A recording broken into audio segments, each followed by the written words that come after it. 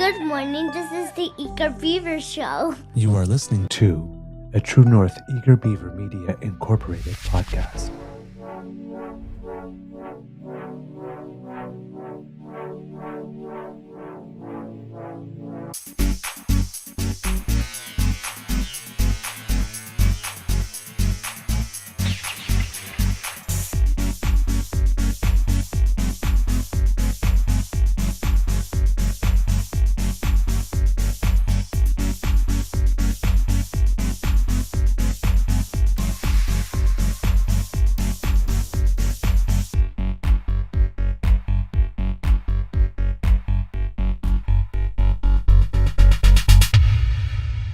True North Eager Beaver podcasts are proudly brought to you by our founding sponsors, the Miss V Mysteries from Corvid Moon Publishing, your source for science fiction, fantasy, and cozy mysteries featuring a broad diversity of characters.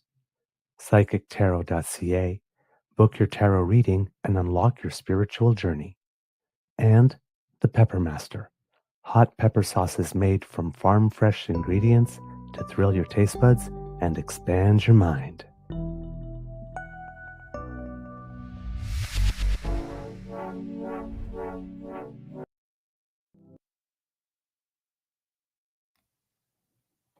Well, good morning and hello, kids, and welcome to Season 5 and episode number 654, or episode number 69 of... 69 dudes. I was doing Bill and Ted.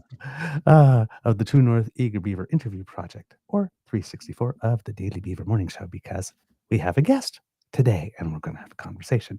I am your host, the Eager Beaver, pronouns he, him, hey, Mr. Beaver A, and with me, as always, is my good friend, Mr. Grizzly, and of course, the twins. Yes. Today, recording Tweedledee day. and Tweedledum, is that what you're calling them? Or? For today, yes. And then I have to find a new name for new thing for tomorrow. Is your light on? Yeah, it is. But I can turn it up a bit. The mic flag seems to be catching it all because it's really Oops. bright, but you're... Oh, there we go. That's Nope, that's not good. No. At all. That's strange. We might need to get you some more lighting, I think, eh? There we go. How about that? That's better. We That's can a live with little that. weird. Anyway. Hold on. I just have to find the right one. There we go. Okay. Let's try that again. Well, good morning and hello, kids, and welcome to Season 5 and episode number 604 of the Daily Beaver Morning Show, or episode number 69. 654. 69. You're frazzled now, Okay. I know, right? Start again. It's okay. It's okay. Okay. Well, There you go. good morning and...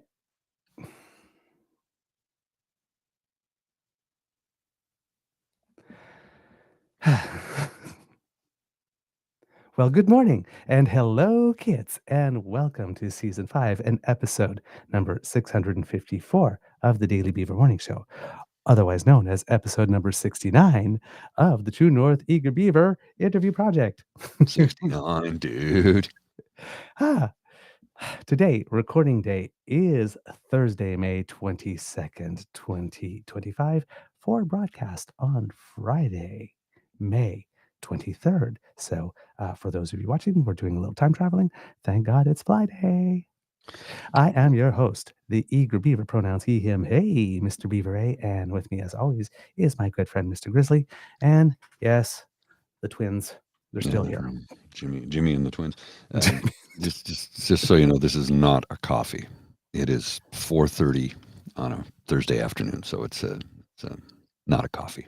It's not a coffee. This actually is water because I'm on crutches, so I can't afford not a coffee. I have to have all my faculties. Don't crutch and drive. Don't drink and crutch, I guess. I was going to grab a coffee earlier, like about a half an hour ago, because I was like just groggy. It was been a groggy day. I got some production work done, but I've had some computer issues and this and that. So I was like, I'm going to lie down for a few minutes. I was out cold for 2 hours. I'm like, oh, I guess I clearly needed that.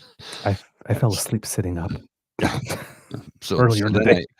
so then I immediately was like, I should get a coffee. And I went to make coffee, and the water was turned off in my building. So I'm like, shit. So I went over to the corner store and picked up some bread, and I was going to pick up some bottled water and come back and make some coffee. And I thought, no, I won't. That's stupid. I can just get a coffee here for $1. And I'm like, wait a minute, what time is it? Let's not get a coffee now. That'll be in my system for the next 7 hours. I just won't have a coffee. So instead, I'm having a cool, refreshing malted barley sandwich. Ooh, yum yum. Is it chewy? Don't judge me. It's 4:30. Is it chewy? Is it toothy? No, it's quite mild. All right. Low and mild. I Cracked it open at 4:20. Yeah. Okay. So I'm guessing mental health still doing well today, sir. Yeah, actually, and I think that 2-hour nap, which was unexpected and unplanned, really did a world of good for me.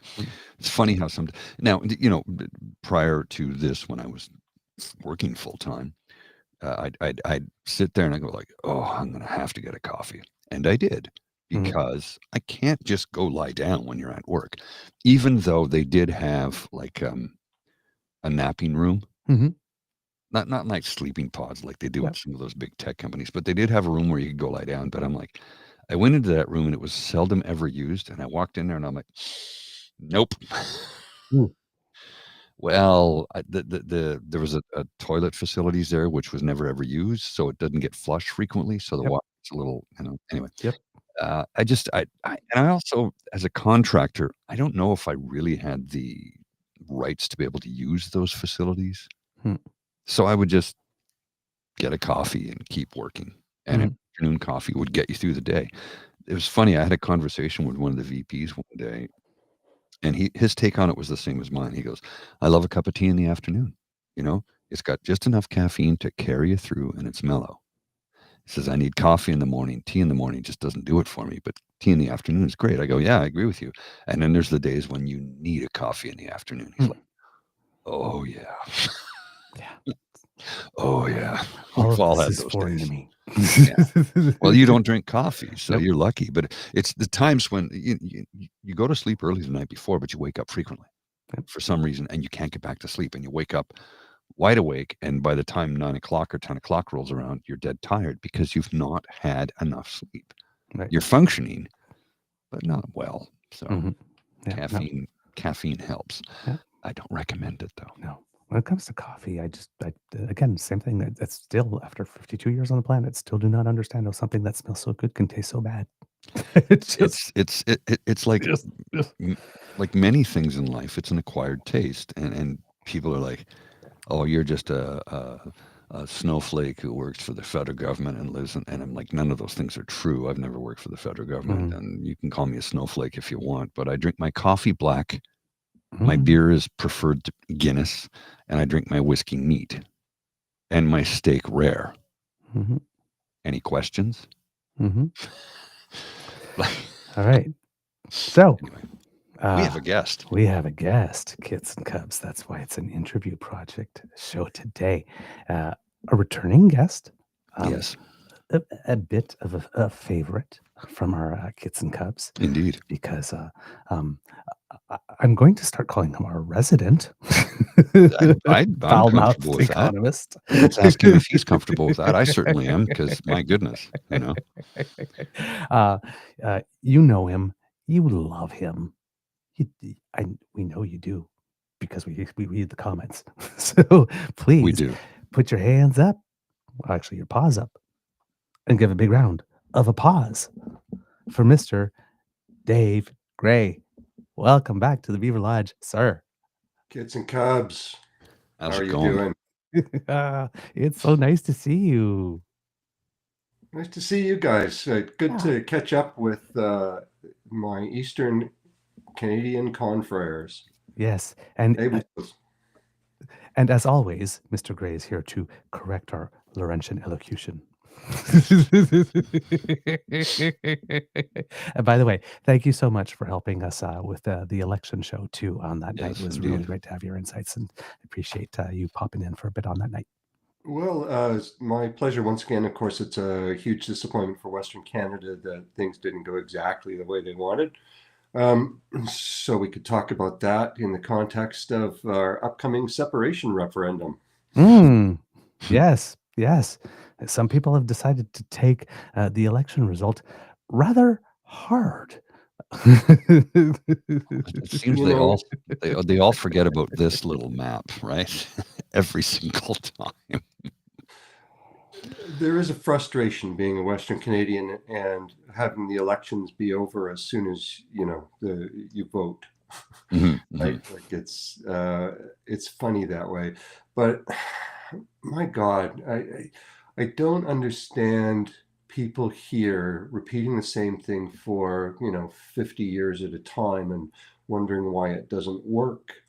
I mean, even when we had conservatives in power in Ottawa, all the things they complain about now were enacted. So Mhm. it was Harper that put in equalization. It was Right, Harper that put in carbon taxes. It was right, Mulroney who put in the GST. right, You could go back in time and basically every time there's been a conservative government, in accordance with Alberta's wishes, Alberta's gotten just royally screwed. hmm Right. And the problem is that they haven't figured out that if you're a single party voter, you have no leverage, even with your own party. They right. just take you for granted. So that's the situation again. People feel like they're being taken for granted when really they're just being silly. hmm I noticed that with Saskatchewan last time too, where it just not this recent election, but the previous one, where it all went blue, and they go, "We're not represented at the table." Well, whose fault is that? Yeah. Right? Like, honest to God, I don't know what to do with some of these people because there's no pleasing them, right? Right. Correct And me if I'm wrong, sir, but I think in many cases, so many people they vote conservative because that's what my father did and my grandfather and oftentimes they just do it because it's what they've always it's Lola what they've always done. When they rarely, seldom, if ever, look at what the actual platform is, and I think, and again, correct me if I'm wrong because I'm wrong on occasion. Uh, they're constantly voting against their own best interests. yeah, yeah, I know if you're under $25 million in net worth, you're not wanting to vote for the conservative platform, right?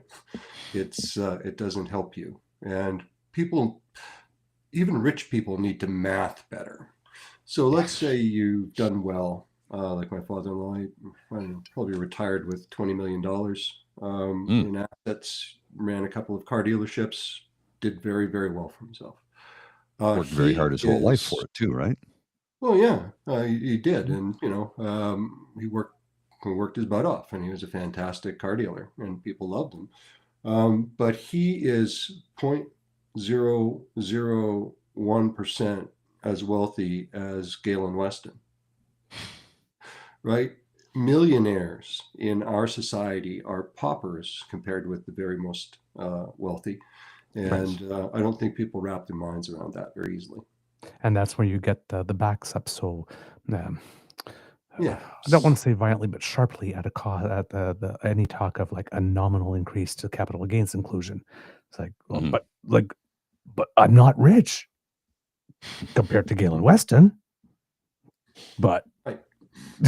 right compared to Well, the and we people always living in try an to. encampment, it's like you can afford to pay a little more. So it's but everybody's comparing each other, but everybody's comparing each other, not looking. It's really weird. It's like there's a part. It's like there's a movement that wants you to look down when you're comparing each other to yourself. Mhm. Like at least you're not them. Hmm. So vote for us.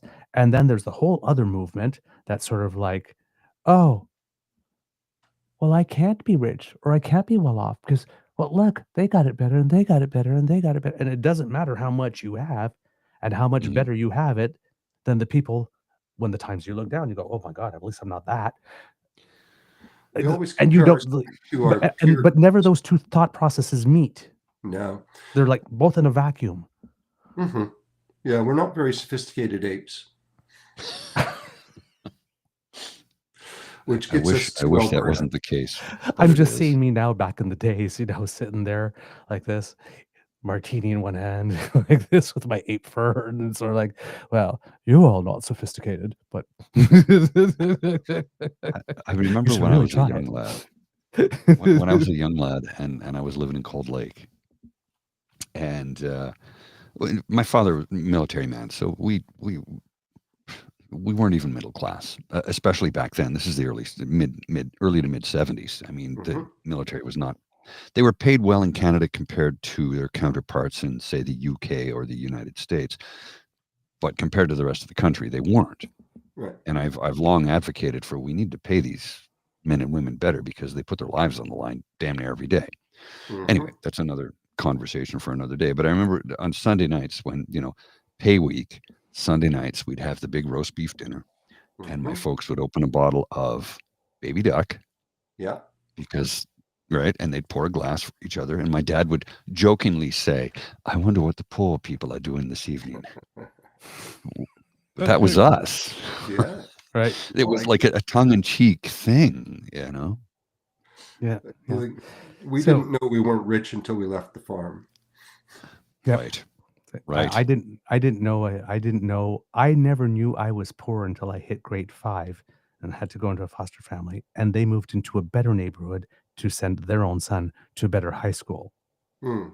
And then I arrived. It's like, oh, what's all the? Why does everybody wear shirts with a little horsey on it at this place? And it's like, it's like, what's this Club Monaco thing that everybody has on? It's like, 'cause I've got this at the GT boutique. We wore And I look Fox. fine. Sellers. Right? That's what we Can could you afford. can you imagine my culture shock moving from Stoughton, Saskatchewan, population 750, to Oakville, Ontario Oh for my God. grade 10? Yeah, it was Ooh, quite. There were more people in my high school than in my hometown. yeah. Yeah. So me, the concept of people going out of the country for March break was Mm. what? You You went to go Florida? skiing? What? You go to Florida? I just happy that I get to watch the Flintstones You can do every that? Like, day for 5 days. It's like, whoa, live at large. It's like, yeah, totally not the same field of play. well, when we moved to Newfoundland in 1977, for the first time, I went to for want of a better term, a civilian school, because I'd always gone to school on base. Mm. So even the Snob Hill, which was where the officers lived, they earned a better living than my family did. But to us, they were rich. And then you move to a small town and you play hockey with uh, one guy whose father runs the bank and the other guy who is the head of the Catholic school board. And then you find out the real disparities. Because growing up on a military base as a kid, it's pretty egalitarian for the most part. So it was a real eye opener to me. Mm. It was a shock to the system, you know. Yep. And yeah. Anyway, so we got way off topic there. We Sometimes did. that happens. Well, let's So- bring it back, because when Yep. I moved to Calgary from Oakville, when we moved in 1979, we moved just down the street from Nancy Southern. So I absolutely understand the issue of wealth disparity. Mm, Yeah. Wow. I think she's So- worth about $7 billion now. Good sir, we didn't ask you at the beginning of the show, but given everything that is going on right now in Alberta, and it's a lot, how's your mental health today, sir? It's good, because I am working with a very good group of people to take concrete steps to improve our democracy here in Alberta, and to reaffirm our place inside of this wonderful nation of Canada. So Those are the words we want to hear. That's little- music to my ears. a little bit of democracy, something that you do? we need an injection of better democracy. So the thing that we're working on is something we started last year, called the Citizens Research Forum. And the purpose of this is to weed out all of the propaganda, misinformation, and disinformation from the issues that we're looking at, so that people get the best argument and evidence on both sides and don't get the BS. It's really a sorting mechanism to get rid of the BS in our society's information stream. But we're also doing another thing, which is to create the first Alberta whistleblower fund. So over the course of the healthcare scandal that we have, that I'll fill your listeners in on here in a sec, there have been two sets of court cases. One where the Breakdown, a podcast that looks at Alberta politics, has been sued by Our good friend, businessman, Sam Raish, and the other where the former CEO of the Alberta Health Service, a lady named Athana Mensalopoulos, is being sued, or is suing the government, and the government is countersuing using two of Canada's largest law firms to go after her. So in support of those brave people, we've done two GoFundMe campaigns. One is still going on for Athana, and at the moment I think the Breakdown's got enough for their fund. We're going to routine this and make it regular, that whistleblowers from the Alberta government will have support services. We'll have a team of lawyers available for them to talk to, connections for them to give information to the press on a confidential basis, and ways to support either lawyers for them in if there's any lawsuits, and to provide income support if needed, so that people feel free to come forward. There's just such there's been a real movement to terrorize the Alberta Public Service by this government, and we are fighting back very hard because it's terrible what they're doing. They're trying to hide what has been a $500 million boondoggle, and in doing so, they are wrecking all of the processes that are in place to ensure that governments are honest. Interesting. Now, when you say that Athana has two of the law firms basically trying to counter her and basically tie her up so much in legal paperwork and all that kind of stuff and costs that she can't bring her FCR claim all the way through, are they both fighting her on same things, or are they coming at her from two different angles? So they have lawyers from Martin Fasquino, so from Fasquino, and from Bennett Jones. Bennett Jones is the other. Yeah, and to be honest, I'm not in the courtroom, so I'm not sure what particular role each of those firms is playing. Okay. What I know is that's on top of the government lawyers that are already in place at the Department of Justice. Okay. So what we have going on here, if I'm understanding correctly, is that we have a government that is alleged to have done something improper. There's a whistleblower, and essentially the government has decided to use the full resources of the state against a citizen. You've got it. That's not okay. It is not okay. And so that's why we're fighting it. And I would encourage anyone who likes democracy in Alberta from anywhere in Canada, please look up Save Athana. So it's like Athena, but with an A. So save, ATHANA.com is her GoFundMe fundraiser. I think we're getting very close to the initial target of $100,000. And what's going to happen if any excess is raised or if it's returned, we're going to end up, I think, where excess monies will start the fund that I've just been talking about. Okay. Good. It's good to know. So it's the whole story. I don't know if people are familiar with it, but yes, let me lay out let's go into that. Outlines.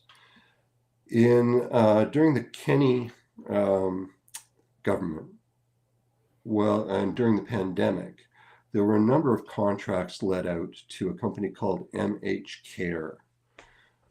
This company had never been involved in any healthcare related work before, but they've ended up with over $500 million in sole source contracts for masks, so for PPE, sanitizer, and a bunch of other medical PPE that was used during COVID. They've sourced it from China and Turkey and really provided terrible product for extraordinary prices. And now they're involved in privatizing surgical care with, again, the issue being that they're getting contracts at much higher than contract prices for everyone else in these special deals. And it was the case that the officer, the Marshall Smith, who was the Premier's chief of staff in her office, went to Alberta Health Services and demanded, right, that these contracts be signed for these guys. Now, Athena, doing her due diligence as CEO, found these contracts and started asking questions about them. And the next thing she knows, she's fired, right? She's fired illegally. The government actually had no authority to fire her. It was her board of directors that would have had that authority. Right. And so they got fired the next week, right? It's just the reaction, I'm told, was of just shocked horror when it came to light that these investigations were going on. And so the conclusion, when people do strange things in hurried ways, is that they've got something serious to hide. And when we're talking about $500 million of money, some 50 million of it that's totally unaccounted for, perhaps more, on top of billions of dollars that have come from the feds that seems to be unaccounted for. It's starting to look like a very, very fishy affair. It's interesting because you mentioned people who doing things really fast might have something to hide. I remembered a bunch of trees disappearing from someplace in Ontario relatively soon. Yeah. Not too long it's ago. Just crazy. Anyway, just we need parallels. to be able to rein in governments. Our governments need governance.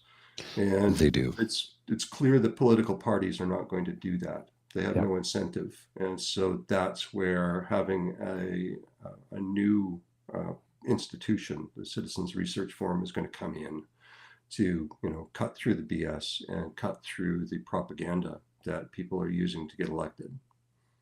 Now, I'm going to go out there on a limb and suggest that there's going to be naysayers on both sides of the political spectrum who will say that this new forum is akin to the Canadian Taxpayers Federation, which, well...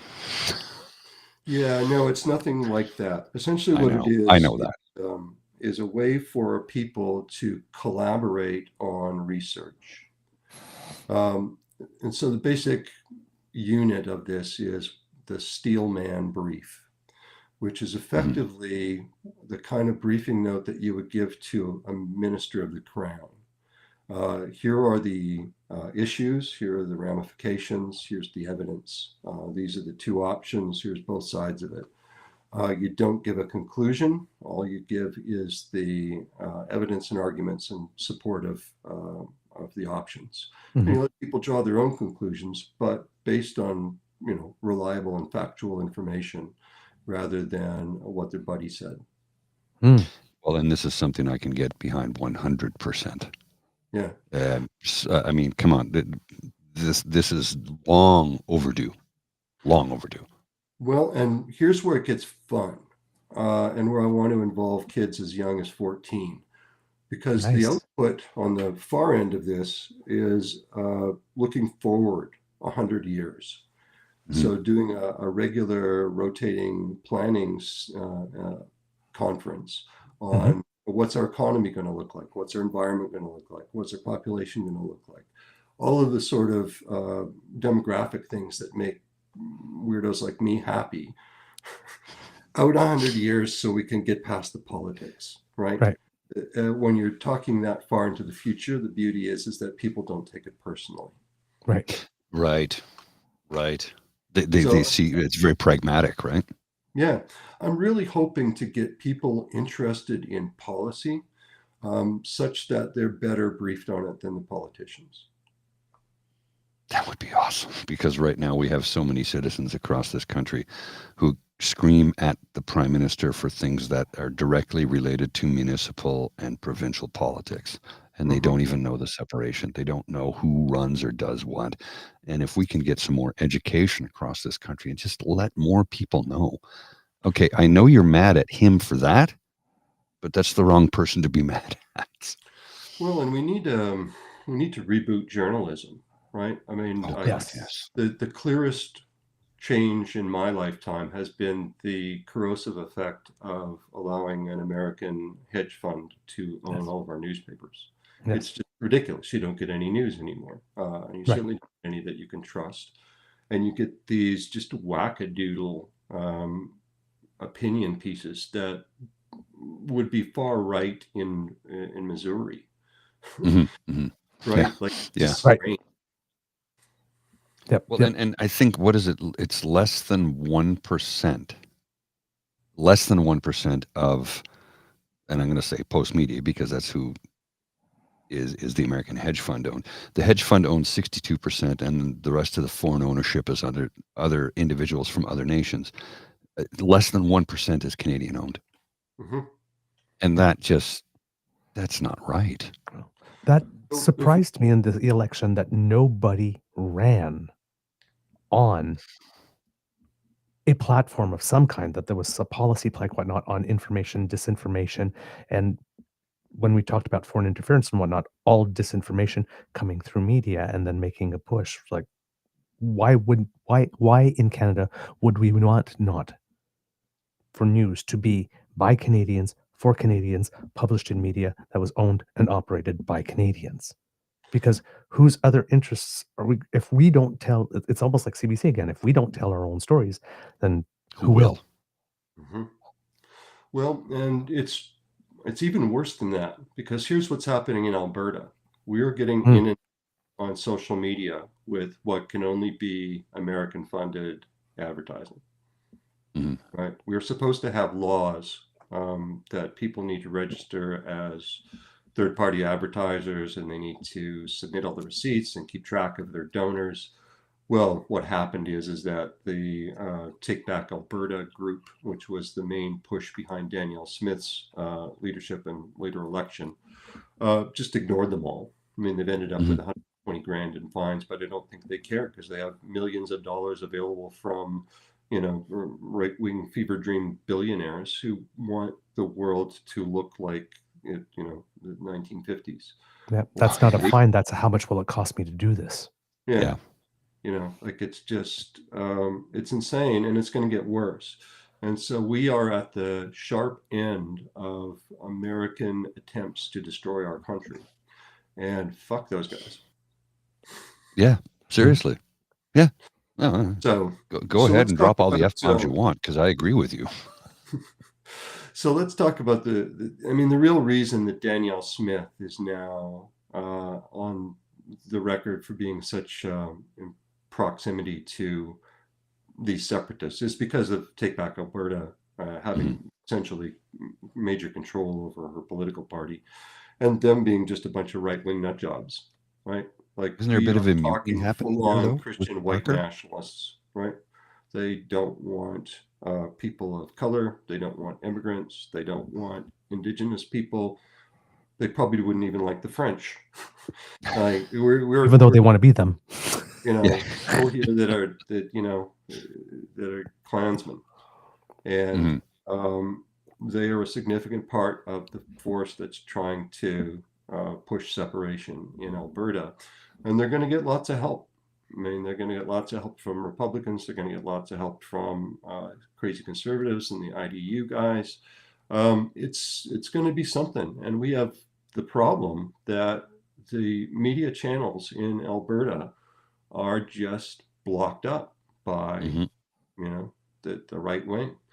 Um, it's going to Well, be a they're really interesting time, because we're going to get flooded with propaganda. but Just they're not only that, but they're being funded, as we've seen. There's Yes. a certain amount of money that has gone to the counter signal. There's a certain amount of money that have gone to the Western Standard. And I know the latter of which has vowed up and down and all around that they just never accept any government money whatsoever. I guess, and we're looking yeah, at over but 400,000. because Dirk Hildebrand is a loudmouth liar. Yes.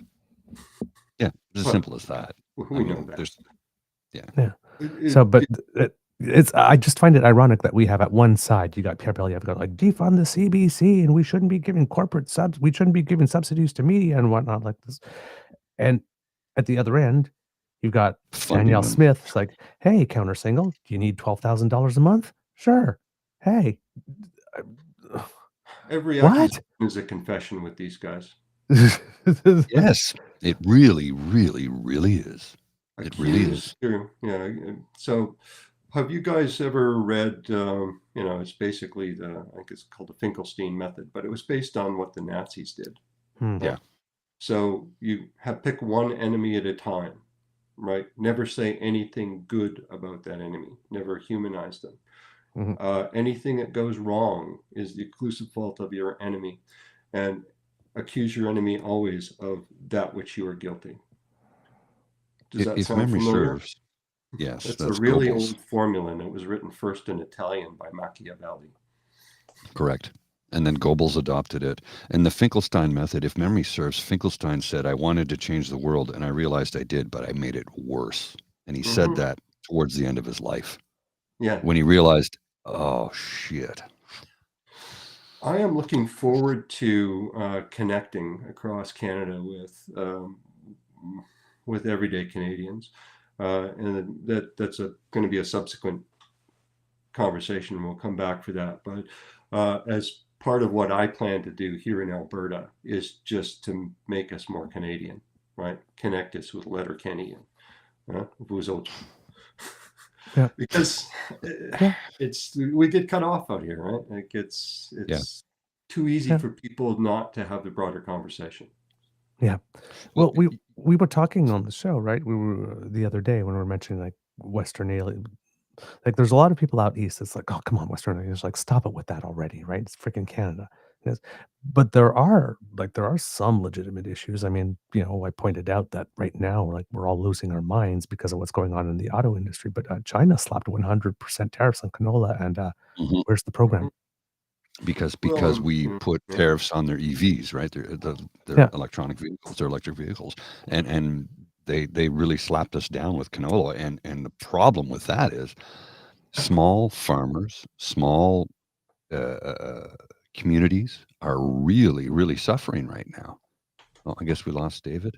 Oh, sorry, you just lost my camera. Oh, okay. You're still there. Good. Yeah, no worries.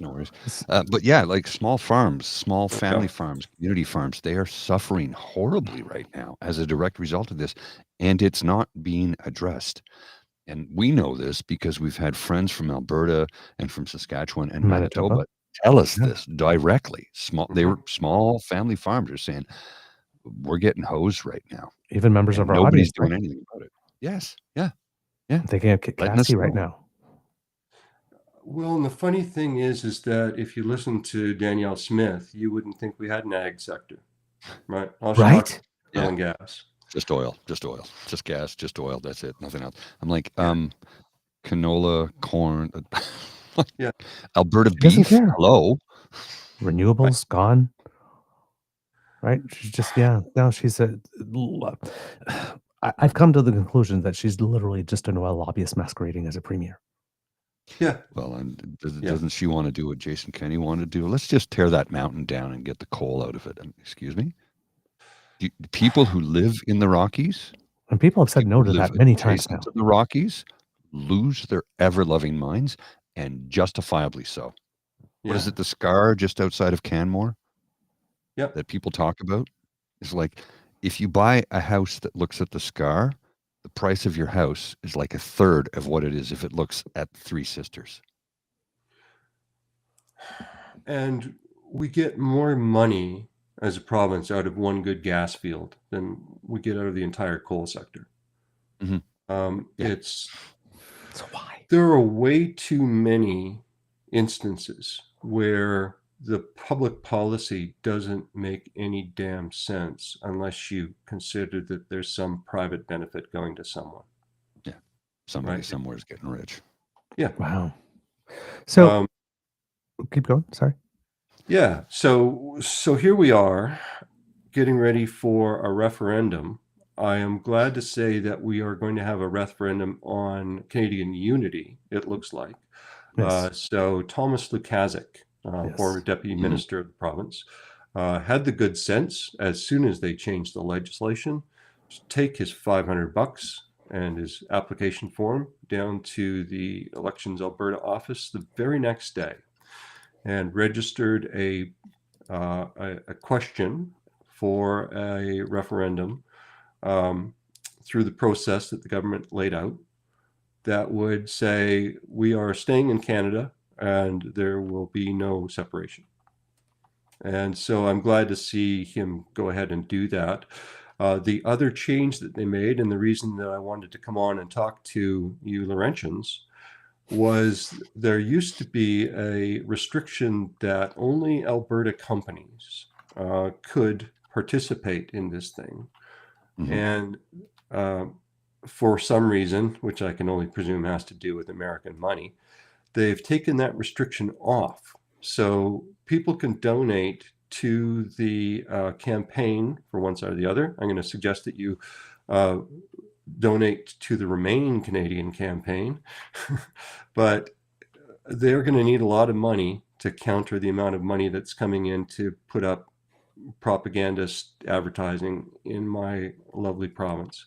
And so I am going to reach out to all of you kits and Kubs when the opportunity comes, if you wouldn't mind donating to Thomas's campaign, help us get the word out that we are proud Canadians and wish to stay that way. I would appreciate that from the bottom of my little heart. If you can remember Thomas is a good man. Yeah, if you can remember back to man. when Quebec, was having their debacle, and the way that people in Canada came together and went to Quebec to support, staying in Canada. I'm hoping people do the same thing here. I'm happy to go out to Calgary and parade and support a unity structure because of the fact that, both of my sisters were born in Alberta. I spent the first 7 years of my life in Alberta. I was born in Toronto, but don't hold that against me. I had no control over that. But but look, Alberta is part of Canada, an important part of Canada, and there are folks who think we can separate and we'll keep our passport and our CPP and the Canadian money and the military. And you live in a fantasy world, because I can guarantee you there's not a single person outside of that province who would allow that to happen for one split second. It just wouldn't. I'm sorry, it's never going to happen. And we won't even get into the all of the rules that are set in place about the idea of separation and how it has to be an overwhelming majority that votes yes, and then all the provinces have to agree, and the federal government has to agree, and the Indigenous bands have to agree, and the Crown has to agree. It's not going to happen.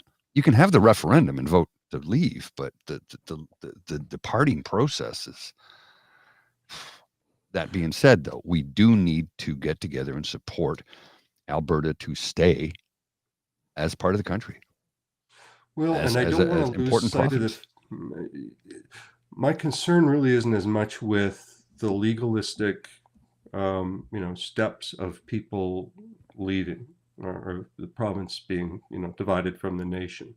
I am more concerned with the amount of agitprop and bad feelings and increased amounts of anger and alienation that a few $1 million worth of advertising is going to buy. Because I'm not concerned about this being a legal process. I'm worried about this becoming a kinetic process. Yes. Very valid point, sir. And that's dead bang on the money right there. If we don't nip this in the bud, it will create decades of anger, resentment, hatred. The alienation will get worse because you'll have people who will put, like you just said, advertising dollars into making people feel bad about this. Forget about the whole fact that there's legal precedent set if you want to separate, but to do it, it's like the checks and balances that are in place. It's never really going to happen. Let's be honest. But what you're saying is changing the spirit and the mindset of people to make them angry and hateful and resentful. And a few $1 million worth of ads will do that. And that's dangerous. That's And we've- more dangerous. And we've seen it because I'm imagining a situation where we have that referendum, we have the vote. Let's say there's a vote to leave, and it's like, oh, wait a minute, you can't. What happens then? How do they react then? And we've already seen it, right? Stephen Harper promised them something that he could not deliver right from the get-go, which was an elected Senate. He raised money off that for about a decade. Mhm. Now people are mad they didn't get it. He promised them a pipeline, didn't build. No federal conservative party like this, and no provincial conservative party in Alberta has built an inch of pipeline to Tidewater in 50 freaking years. Mhm. But they But raised they a hate hell of a lot of trade-off. money on that.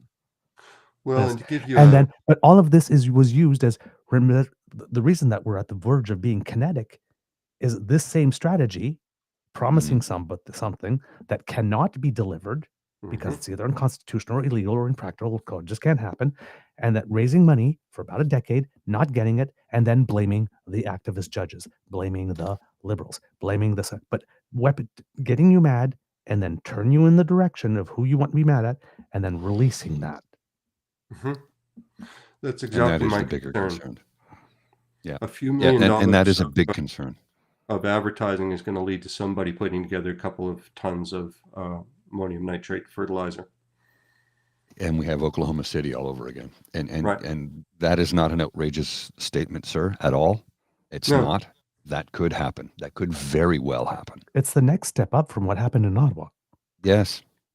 Well, you got to keep in mind that half of Albertans are pissed off as mad hens over the equalization program that Harper put in when everybody across Canada pays the same level of income tax. Right? This is what they've been allowed to be twisted into little knots by something that's was put in by Tories, was put in by their hero Harper. And has always been fair, right, on an individual level. But it's turned into this, T-shirt of we're ripped off to the tunes of trillions of dollars. Well, it's all horseshit, but it's effective. And every time we try and point it out to folks, like if you combine the province of Ontario's GDP and the province of Quebec's GDP, that's like 62% of Canada's GDP in two provinces.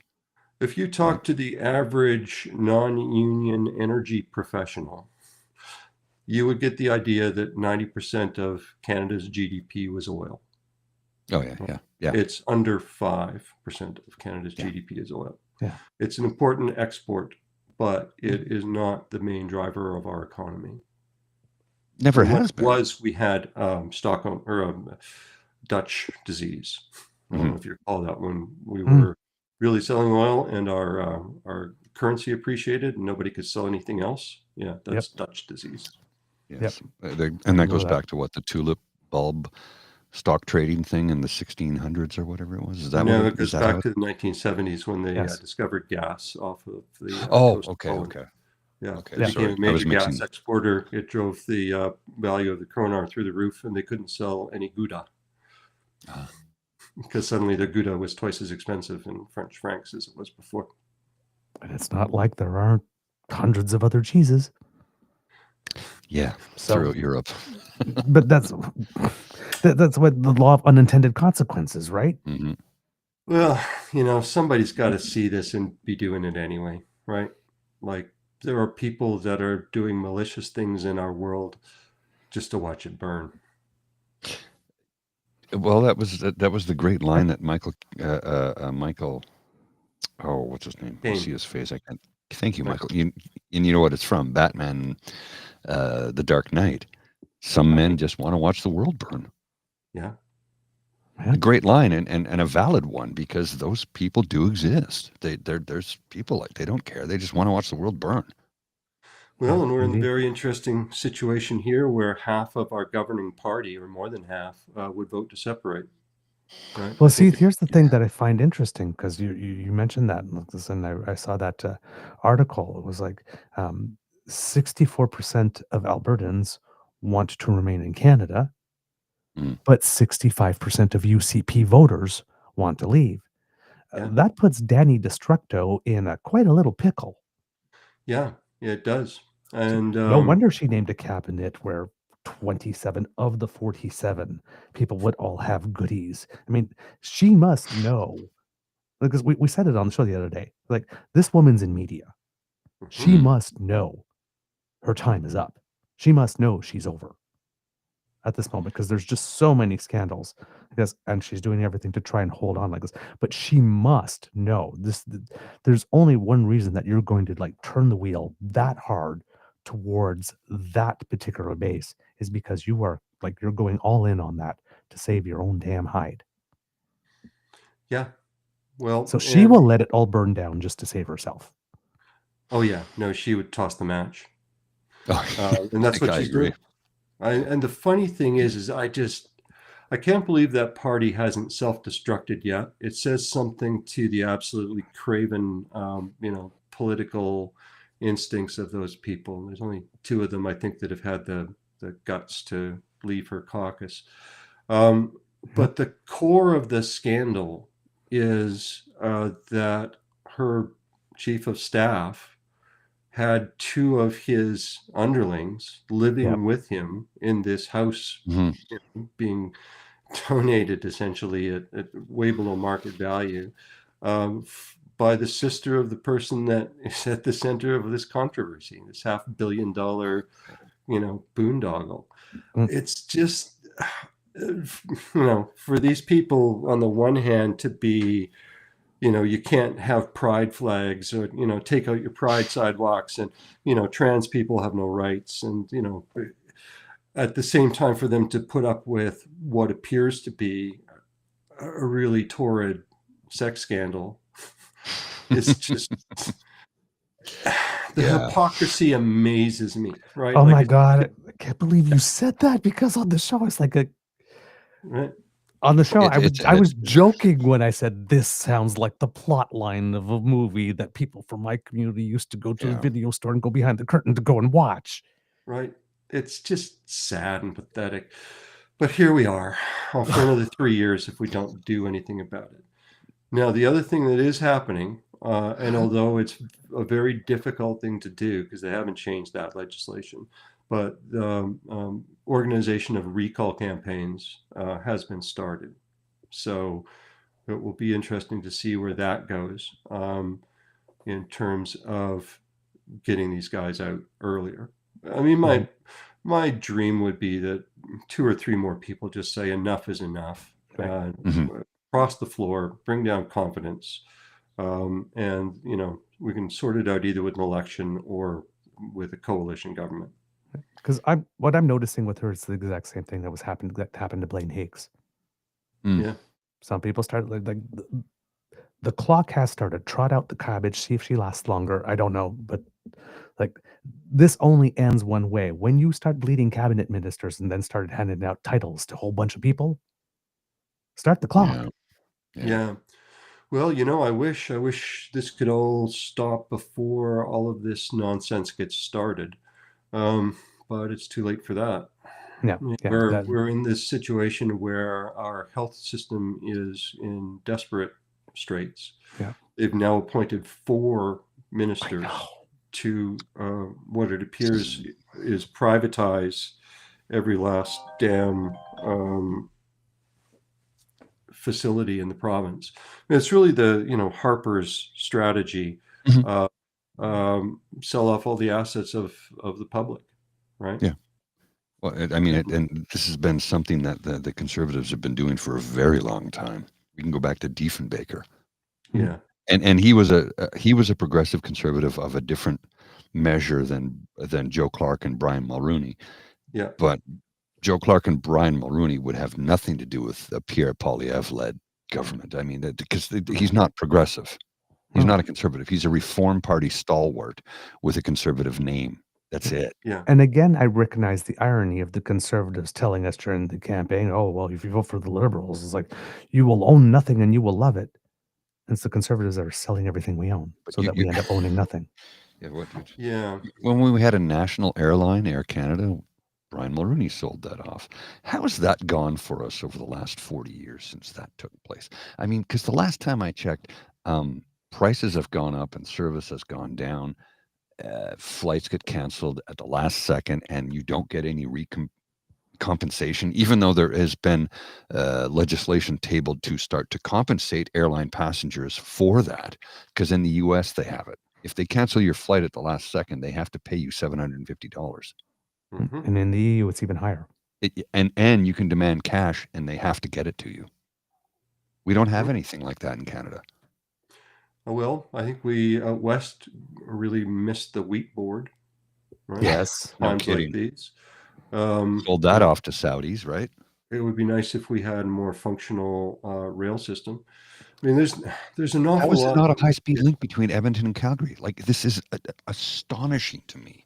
There's oil money. Build the land link. And how if you have oil money and a sovereign wealth fund, why would you not use it to build? That's the whole reason why you put that stuff in place for these types of big capital projects when they're needed. How many accidents happen on that highway on a daily basis where people are killed and maimed, right? The speed that people drive on that highway, and you've got the laybys where you pull off to the side and take a rest, but it's a mostly flat highway between Edmonton and Calgary. There's a couple of hills and little valleys, but I mean it's pretty flat. So building a rail line from one point to the other, it's got to be the simplest rail line in the country to build. I mean, really. Sure, They are. You're going to be fair, couple they are bridges. looking at it. I mean, Thank they goodness. have done it. They've convened some people to look at running rail between Calgary and Edmonton, but also between Calgary and Banff. Right? Oh, fantastic! To connect to tourism. The ideal one would be from Edmonton to Jasper, because it's a much longer trip. Yes. It's the same distance from Edmonton to Banff as it is from Edmonton to Jasper. Because I know I can take the train from Ottawa and get to Jasper on via rail. A couple of transfers here and there, but I can do it. But to get from Jasper to Edmonton, there's no rail. There's no rail link. It's a funny setup. It really is. But in terms of, why don't we have the money from the, how much have we gone through now? Is it the Heritage Several Fund? $1 trillion of revenue from natural resource revenue. And there's none left because they give it away, right? We have ridiculously low royalty rates. Unbelievably low. Essentially we are a banana republic for American oil companies, right? And that's my concern, is they love destabilizing governments in banana republics. And that's, that's my concern right now, is that we will have a flood of attempts from the American administration to destabilize our nation. Well, and how many of the Alberta separatists seem to think that they'll be able to use oil as a bargaining chip? And I'm like, if you separate from Canada, you do realize the more powerful nations south of the 49th parallel will just take whatever the hell they want, and there's nothing you can do about it. Well, I think they should ask the people of American Samoa, how they like being a vassal state. Yeah. Or Puerto Rico. Yeah. I mean, it comes down to this. If you're not a rich white Republican, you don't belong in America's new apartheid. No, you don't. And those are the people that want to separate from Canada and join the U.S., are people that would be perfectly happy in South Africa, in the 70s. And well, I spent time in South Africa. For it. Right. A little, I've been there. I've seen it. I've experienced it firsthand, and as has Mr. Beaver. He spent time in. Were you in Joburg or Cape Town? I can't remember. Durban, which I've yet to go to Durban, and I'm told it is just a beautiful place to go. It is. Yeah, it really is. It's the vacation destination over there. It really is. Yeah. So, I don't want to get too far off topic here, but but you brought up South Africa, so the diamond, by the way, that represents Botswana. That's Botswana, which is north of South Africa. Huh. My parents lived there for a few years, and I went to visit, and it changed my life. Wow, cool. Yeah. Well, I hope we get you out here to Alberta and Yes. Well, change everybody's lives. here's the thing. I was there in December at my buddy's place. I went skiing at Lake Louise. I spent a couple of weeks there last July, and the previous December I was there. I'm trying to get back out, but we have to go to Yellowknife in July, Mhm. and I might be starting a new job shortly around that time.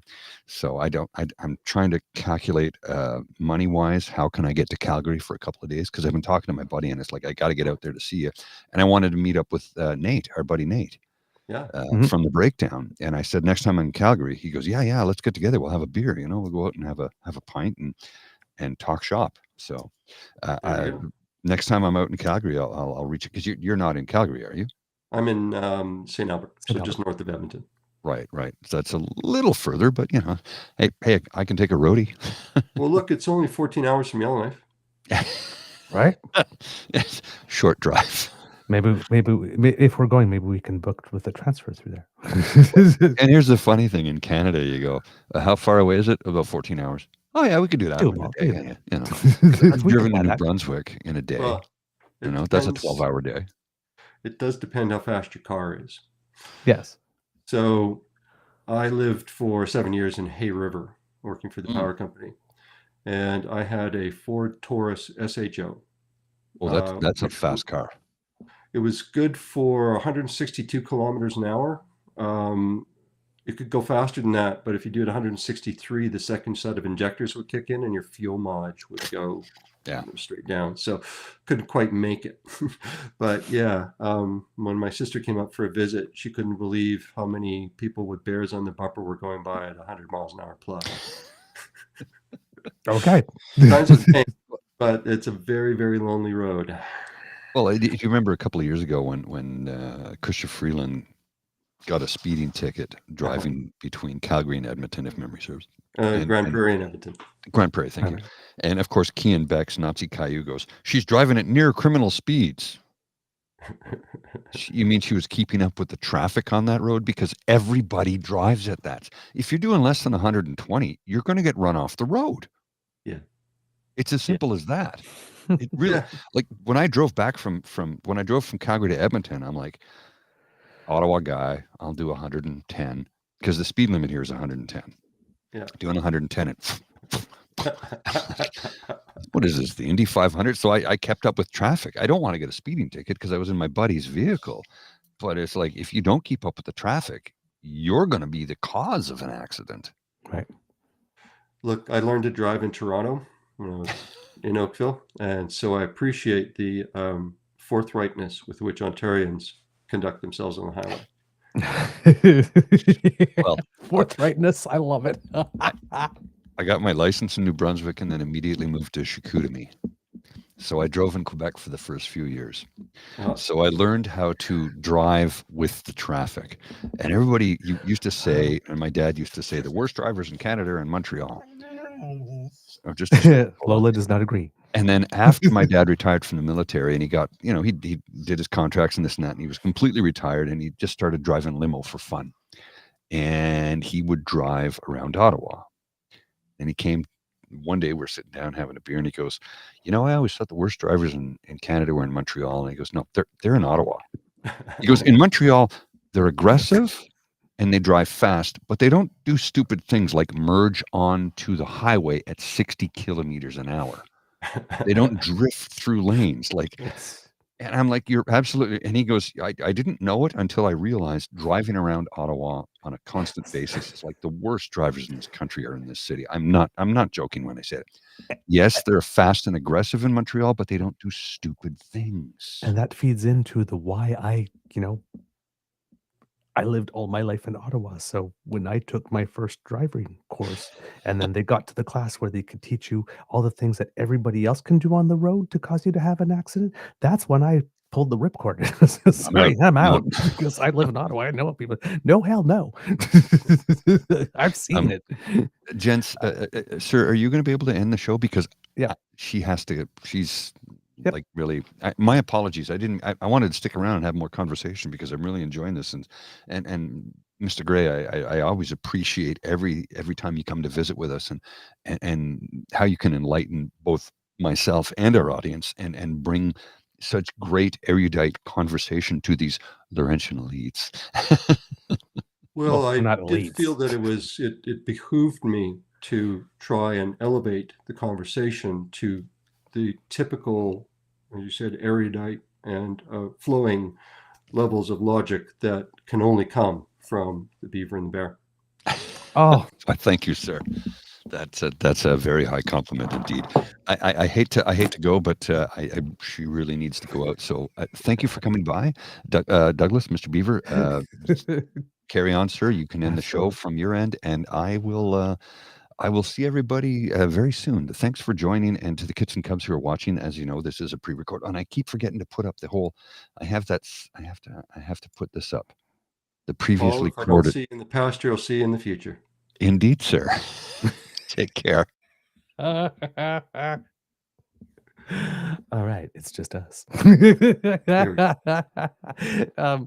So we're talking about all the stuff with Danielle and separation, right? And you're worried about being kinetic and all these things, right? We're talking about those two staffers that are living or have been living with the chief of staff in a house that is owned by the sister of the person who owns the company, I guess, that received most the of cousin these of the contracts. justice minister. And then the justice minister's wife's cousin. Yeah. Like, so you have all these, I mean, it stinks to high heaven. You have all these relationships that are going on. You have Danielle essentially panicking Mm-hmm. and saying, okay, you know what, red meat people like this, I'm going to, all this stuff is breathing down my neck. It's going to happen at some point. I really thought during the federal election that she was trying to sabotage Pierre so that she could move to the federal level and say, well, ministerial accountability, sorry, I'm not there anymore. So ask someone else. And she can do, before they actually discover everything, that she would be somewhere else. With her specifically, right? My question, because I'm seeing all these big things, but then I'm watching all the small things. Like when we were here the first time, we were talking about the fact that the electricity rates jumped 128% year over year from July to July. She's coming back again with that coal thing, even though Albertans have rejected so many times. And the one that really just was like the straw for me, it's like, come on, was the AISH thing, where she's going to claw back the disability money, the disability benefit that the Canadian government is giving. She's just going to claw it back. Oh, and even worse than that. Oh, really? So AISH recipients need to go to their doctor and spend money. I think it's like $400 to claim that federal benefit before they get it clawed back. So if they don't claim the federal benefit, they are off AISH. How is that for charitable? Right? Like, it's just gross, the extent to which Albertans are experimental toys in her libertarian, toy box. So I'm sitting there and I'm wondering, like, how much does she get to take away from Albertans before they stand up? How much damage does she get to do before the UCP caucus does to her what they did to Jason? I mean, how much of a liability she had? Because I don't understand how she's still there. At this point, all I can think of is that their brain trust has decided that this is their project 2025, and they are going to permanently break as much shit as they can, knowing that they will never get elected again. Like, it really is getting to that sort of Orwellian. Yeah, it's just the sort of things that we read about in 1984 and The Animal Farm. I didn't expect those would be recipe books, right? But here we are. And unfortunately, all those Machiavellian ministrations work, right? Propaganda works. If you repeat lies enough time, people believe them. Equalization is a great example of that. it's disturbing to watch people get turned on particular issues, right, that make no sense, like trans rights. Nobody heard of trans rights being an issue here. I mean, I think there's in total 8 transsexual Alberta athletes. 8, right? And yet they put in this legislation that's some of the harshest in the world, restricting sex change operations and surgeries for people that want it and need it. I listened to Kathleen Madigan as a comedian, and she had a bit about Jenner, right? Caitlyn Jenner. That can you imagine being 60 years old and deciding that you needed to go through all of these surgeries? I mean, the desire has to be unbelievable, right? Yeah. Like it's Yeah. people have to respect that. But because these are where these Republicans show up again. After the Republicans lost the gay marriage case at the Supreme Court in 2017, they actively went out looking for new wedge issues. And transsexuals came up with their highest ick factor. Right. I presume because of the crying game, right? And it's just such a callous Nazi thing to do, right? To pick a subgroup and declare them the enemy, and use them to coalesce your forces of bigotry is just the most callous thing you can do as a politician. And that's where we're at. And especially when you take an oath to govern for all people. Yeah, that was you never take an going oath to to happen. uphold the charter, and you do it. But I mean, right, it's being run for the benefit of Murray Edwards, right? We belong to Murray Edwards. You might want to tell Murray our audience Edwards a is little the bit more. chairperson of Synovus, billionaire. Gotcha. He's the guy who owns the Calgary Flames. Boy. Yeah. So, jeez. It's like, so what are we going to do about it? Well, one thing is we're going to beat them in court. So if, again, if your listeners don't mind going to saveathena.com and kicking in a few bucks, I've kicked in a few hundred, and several thousand people have kicked in about the same.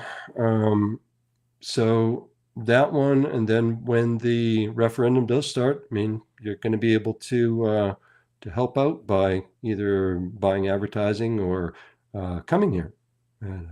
Love to see a whole bunch of Canadians coming here when we go for our, should we separate or not party. Okay. So on one hand, we have a GoFundMe for Nate Pike, who's doing his own thing, trying to take on the part of it that we've talked about before, about the group that are trying to silence people talking about it in any way, and particularly those who are being particularly effective at it. In one way, it's a kind of a backhanded compliment. It's like, you're being too effective and you're too good at your job, so we need to silence you and single you out. Then we have Athana Metsalopoulos and the GoFundMe there, and she's got her case, and hopefully enough people will support it so that this can come to light. So those two things, and those are working their way through. She is bleeding a couple of people from her party, so that part is started. She feels desperate enough that she has to hand out goodies to a lot of people, so she must not be feeling as secure as she's letting on. And she's got the one thing you got to give to her is that she's got that unflappable face, except for when she was in the legislature the other day and claiming how she wanted the lie, the slander and the innuendo to stop, because apparently now suddenly she has a problem with slander and innuendo. Go figure. But she seemed rattled there in that one. So she's a bit rattled. We know that there is a bit of a falling out with some of the founding elements of Take Back Alberta. That could always come back to bite. So I could see her being a little paranoid at the moment and thus making some rash decisions. Have you seen the movie The Substance? I have not, no. Okay, because there's a point in the movie where things start going wrong, and then where it's going wrong, the person says, well, if I just try harder at the thing that's going wrong, maybe that will fix it, right? And now, and you can see that the things are done out of panic. Well, maybe that'll fix it. Let's try that. And it's like, oh crap, maybe try that. And it just gets worse and worse. There's going to come a tipping point where Danielle Smith can't talk fast enough to get ahead of what's coming. I mean, those seeds are sown, right? Those things are going to grow. Things are going to happen. So you got all of that happening. Nobody knows yet what it's going to take to get the caucus to throw her overboard, which should have been done a while ago if that caucus had any sense of self-preservation, but it doesn't seem to. So that's all going on. Meanwhile, there are citizens organizing, right? So you have these GoFundMes to get the citizen action. And then, like you said, you have a citizens research forum that you were talking about. Yeah. So in order to be able to get people information, if people wanted to participate in that, they're sitting there like we see that. It's like, oh my God, we're down like this. How can we help? How can people help? With regards to the Citizens Research Forum, we are in the process of setting it up. And the mistake I made the last time was trying to organize too many people at the same time. Gotcha. So we had about 5,000 people sign up, and the organization of it got to be such a burden that we didn't move forward on creating the society.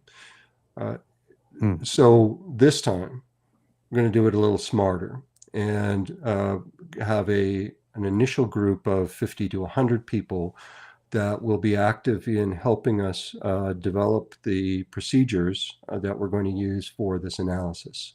It's critical to me that we have a good research-based procedure that we can share, but until we try it, I don't know if it's going to work. And so my plan is to get an initial group of people together and turn the experimentation that we're going to do on our first issues, one of which will be the Grassy Mountain coal mine. Take the experience, put it on film, share it with people so they can see what it is we're doing, turn it into a bit of a reality TV show to get people's interest. And then if we've done it right, we have a pattern that we can take and just apply to every different area of government. My goal is ultimately to have a research panel effectively for every ministry of government and every subsection of that. So, have people that are expert in mining, have people that are expert in agriculture, have people that are expert in forestry, coming together to, one, make sure that the information everybody gets on issues is accurate. But number two, to bring an expanded idea space into our politics. The biggest problem I have with politics is that the people that are coming up with the ideas are just political operatives. They're not experts. They don't know what the hell they're doing, but they do it for, political reasons, and we end up getting hurt by it. So my hope is that we actually get to the point where things can be made to run better because we get people contributing better ideas to how we do things. I have a dream. Yeah. No, that's good. That's a great concept. Well, it's the way that you get advancement, right? You don't get new ideas from people who are stuck into it with one point of view. You get new ideas from people coming new to something, or from people taking an idea from somewhere else and applying it. And that to me is really fascinating.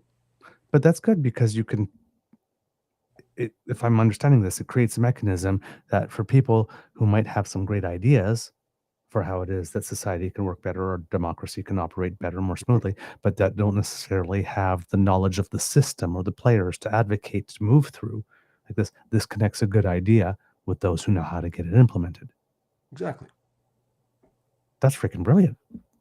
I have my moments. Sir, really good initiative. If we get this going as well as I hope, then it will be ready to spread across the country and around the world. Again, that was literally what I was thinking. That's an idea that's easily upscalable as well. Mhm. Damn.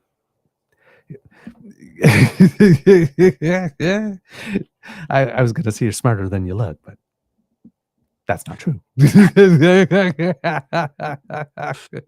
Someone asked the other day if I had a hat that says Economist, and I have a forehead that says Economist.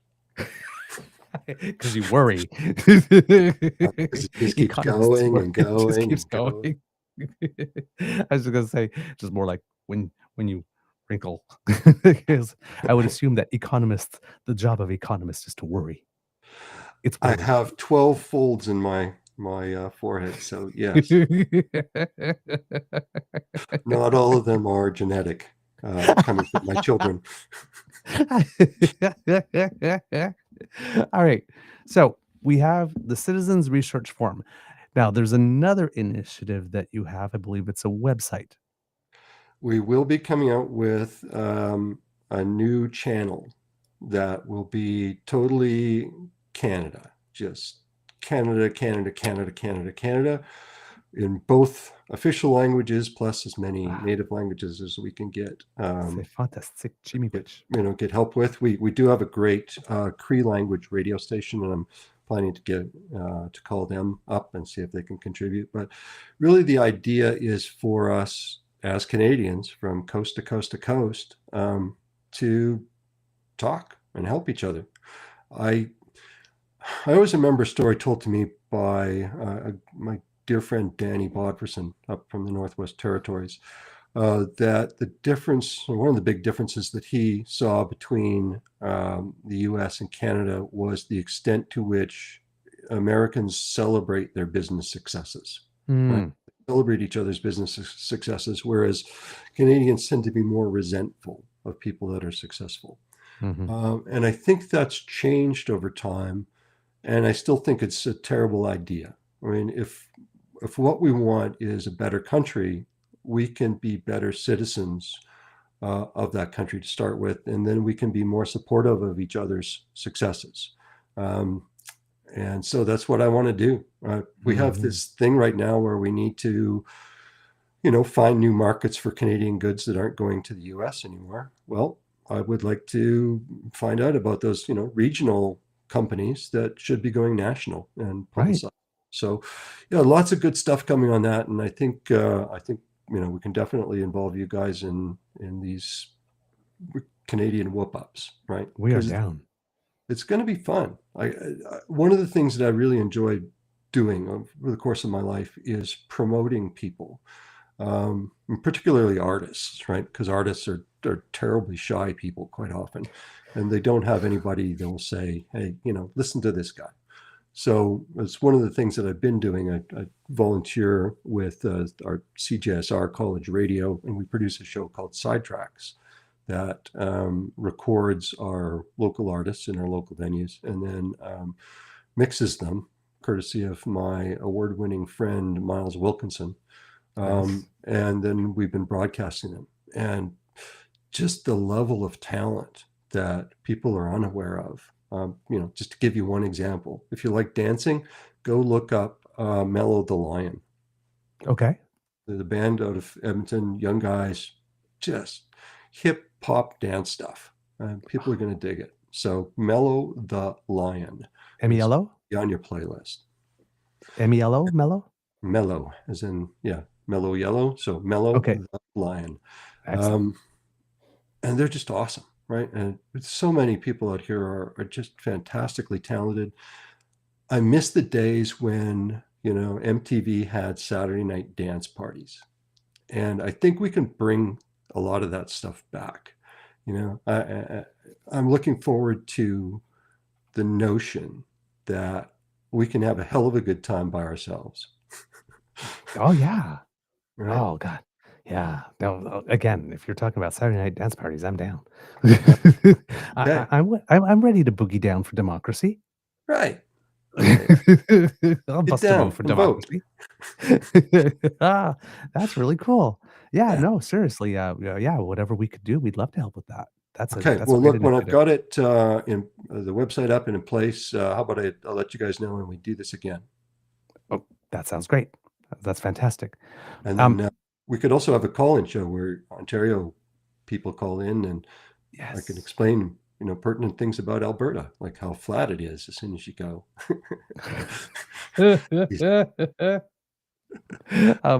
You mentioned, since I have you, I'm going to dig into your economist brain here a little bit, Sure. because you did mention that what's going on federally here, we're sort of reorienting, hmm right? Alberta has a role to play in that, hopefully. They don't seem Yeah. to want to play a role in that at the moment, under the current administration, but Alberta has a role to play in that. There seems to be a little bit of light between Scott Moe and Danielle Smith on this, a little bit. I don't know if that's a lot. I don't know if that's real. Maybe you could tell me you have more ear to the ground on that. But with what Mark Carney wants to do, specifically like this whole reorientation thing, is it something that is actually, is this a project that is way too grand, or is it something that is actually, if we systematically go at it in an like thoughtful and patient way, but not dilly dallying, can it be done? Can we turn around? Absolutely. Yeah. Okay. The amount of trade that we're losing from the U.S., we can make up just by reducing internal trade barriers. It's often been said of Canada that we're not a real country, right? That we're 10 little fiefdoms. And Mhm. in part, that is true. And we're living with the effects of that, unfortunately, in Alberta. But we can clearly get better at shopping Canadian, right? We can clearly get better at having standards that allow people to move around the country and work. And that's one of the most critical parts of having of being Canadian. I don't know, how far you've traveled in your lifetime, but I've moved from Saskatchewan to Ontario to Alberta to the Northwest Territories, back to Saskatchewan, and back to Alberta, having lived in Vancouver, Montreal, and Moncton for, periods of time. Okay. Right. It's a beautiful country that way, in that if, I needed to find work and work was available in New Brunswick, we can go, right? Right. I don't think people have internalized that would go away if we were to separate. We're going to separate because it's difficult for all the reasons that we talked about before. But it really comes down to, we can do a lot better as a country, business-wise, and it's something that I'm going to do my level best to help and promote. I can tell you from my own experience that we could do a much better job at helping entrepreneurs in terms of having essentially laboratories for them to be able to experiment in, right? There's so many ideas that people have that could be turned into, the next billion-dollar idea, but they don't have the $1 million that it takes to find it out. There's a saying in business that a bad idea and $1 million beats a good idea every time. And that's true. But what I'd like to see if we can't do is to organize into essentially what are like maker clubs, but for business, right? Where we get together and help each other, build new businesses, create new things, invent. Now, are you talking about all sizes of businesses?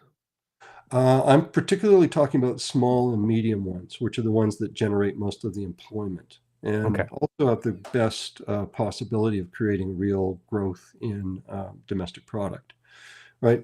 Gross domestic product is a measure of how much money we make. It's nothing more complicated than what we as a society, have as profit.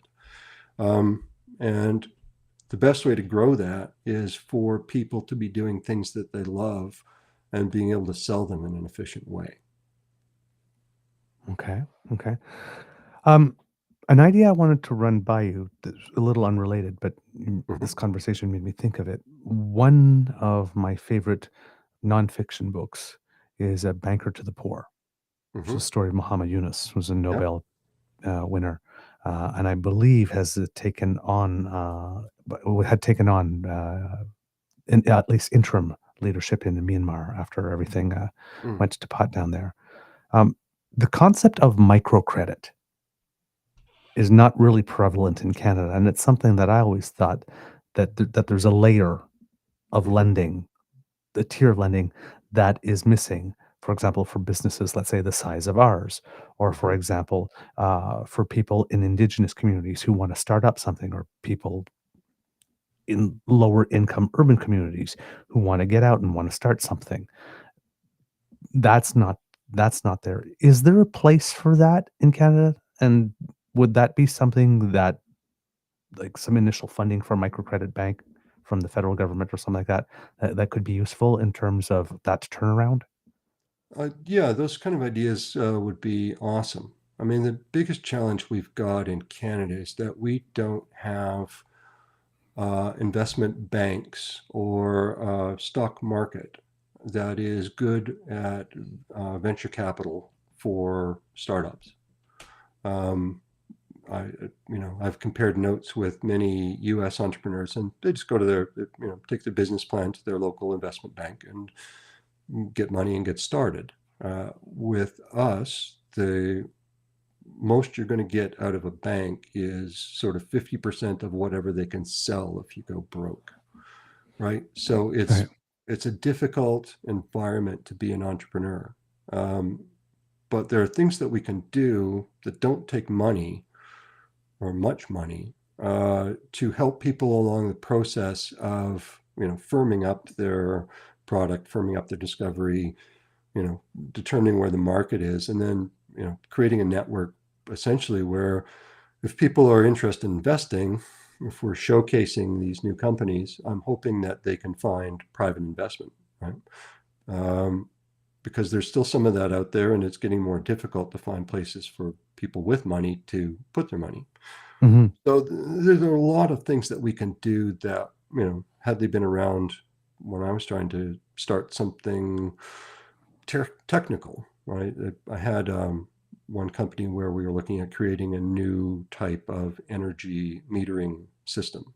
Um, to be able to go and have some money to try prototypes and test them in the field and those sort of things would have been invaluable, right? We might have been able to turn that into a good business if we had Mm. had the ability to get it to that starting line. And that's really what I think it comes down to is the more people that we can get to the starting line of building something incredible, the better off we're going to be. Okay.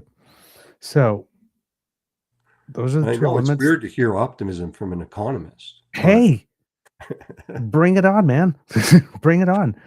Um, it's it's going to be interesting having someone with Carney's background as yeah. leader of the country because he knows what levers to pull. It must be And a really cool time to be an economist, actually thinking about it right now. we are just damned handy, but we're just too depressing. So so, to balance things out, then it's like if we were like this, we'd have to have our resident foul-mouthed economist and then our resident optimistic and cheery economist. I know it Yeah, does. you're right. I don't know too many optimistic economists, come to think of it. Well, it's because you have to study human nature, and from the Yeah. crooked timber of human nature, nothing straight can ever be made. Mm, Mm. mm, mm. It gets down to a fundamental thing. Do you know what the two criteria are to have a blossoming economy? I The always two, say people that are educated and people that are healthy enough to work. no, neither of those Okay. things. Okay. What you need is rule of law Yes. and strong property rights. Because if you don't have those things, what ends up happening is people won't put in the work to build something that's just going to get stolen from them, Mm, right? mm. Russia. Exactly. And it's why they have such a terrible economy, right? They have an economy the size of Italy's, having as much oil as we do, and 3 times our population. Yeah. Because that was what, 10 or 15 years into the experiment, they just decided, yep, that's ours now. And then people stopped investing. Well, they decided what the Americans are deciding, that hey, we don't need this democracy shit. Yeah, really. Just stopping our multi-trillion-dollar wealth transfer. I honestly Indeed. don't know what the rich people in America are going to do when they're the only ones left. Right. Right? Right. Who's going to fix that fancy car? I don't for the life of me understand the pathology of billionaires.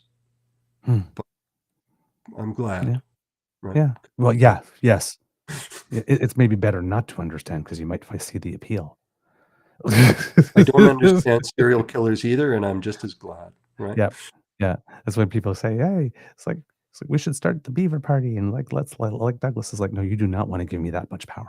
You just do not want to give me that much. There's the reason why I'm not running for office. I have this little realm like this, and here I am queen, and that is good. But yeah, it's like I would say like power. It's like you don't want to give me too much power. Power is actually pretty neat. The Harper Gambit. Yeah. Looking economically, the other sort of question I had is stateside. We're let's see, delicately. That one big beautiful bill act has passed in the lower chamber in the United States. I still don't foresee it passing in the Senate in some way because senators have to be elected statewide, and that's the I think they have a sense. Hopefully, they have a sense of self-preservation that will supersede what's going on. That they want to keep their jobs. But what we're noticing, and this is a subject I don't know too much about, and we talked about it a little bit on the election show, but the concept of the bond market and the stock market, and that the bond market is so much bigger than the stock market, and even though we're watching all these things happen and the stock market's sort of going up and down and whatnot and vacillating within a range at the moment, that everybody that's looking at the stock market is basically in a state of misdirection. They're looking at the wrong thing, what the real action thing that you're supposed to be looking at is at the bond market at this time. It's what I'm being told. You can tell me if I'm way off on this. And it seems that from what I can tell, it's the deficit to GDP ratio in the United States is at about 6.4% at the end of last year, 2024. And the way that he is doing this bill gives all the goodies for the people, like the cut on the tax on tips and on overtime, up until the end of this mandate, and all of the big multi-trillion-dollar tax cut that he's trying to basically hollow out the country in order to give. Most of that kicks in once he would go, assuming he would go at the end of this term. And that's going to leave a huge hole that could raise the deficit to GDP ratio to about like 9% by 2035. That happened. The bottom would fall out of the bond market, but they see that coming. And yesterday, I think it was, the bond market for the 10-year went up like 0.12 or something like that, but crossed over like 5%, which means, and for that, it means that the United States, for people who are buying United States debt, because they're expecting a bigger interest rate because the debt is considered riskier. And we had Moody's cut them down a lot. If this happens, right, there's only so many times that the stock market is going to go up and down within the range before they realize like it's really serious, and that drop is going to happen if this goes through. So have I understood that part correctly? Yes. So the U.S. 10-year Treasury bonds are what is considered to be the world's least risky investment. If you take Gotcha. a finance class, they are considered R0, which is the lowest risk of any class of investment, better Okay. than cash. Okay. They have used their position as the reserve currency of the world, the one that's traded the most, to effectively be able to borrow from the world by printing money. And they don't really even print it. It's just it appears in a computer ledger and off they Right. go. And they've been able to do this for 40 years now, where essentially their deficits and debt have climbed and climbed and climbed. I mean, the first time I got asked about worry over the US debt levels was in the mid 2000s when they were spending trillions on the Gulf Wars. So it's been an ongoing issue for some time, but it's really been their position as the world's trading currency that's allowed them to do that. With them acting riskier at this moment in time, they have a real problem, which is that this year they need to roll over something around $9 trillion in debt. Mm-hmm. And so they're having to do this now at these higher interest rates, Mm-hmm. which just adds to the snowball. Right. And so it comes to a very interesting question ultimately, which is there a limit to how much money they can print? And they're getting close to that, it seems. And then the second question is, will they be able to meet their debt obligations? Because the nuclear bomb in the room is if they were to ever default on their debt, it would lose them everything. I mean, they would lose their place as the reserve currency. Right. The price of borrowing would go through the roof. The American dollar would be devalued, radically. It's, as the Chinese curse says, interesting times. Mm-hmm. And I don't know. I mean, they are on a path of madness that seems to be their, final push to throw a match into everything such that it can never be fixed again and drown government in the bathtub. So, were that to happen, so should the United States say, Default. not touching you, not touching you, not touching, and they do that, and bond market says, yeah, you just touched me. What happens to Canada? We might well become the reserve currency. Oh, that's an angle I have not heard. Please say more. Well, you need a currency that's stable and widely traded. We trade more than the US does, right? That's true.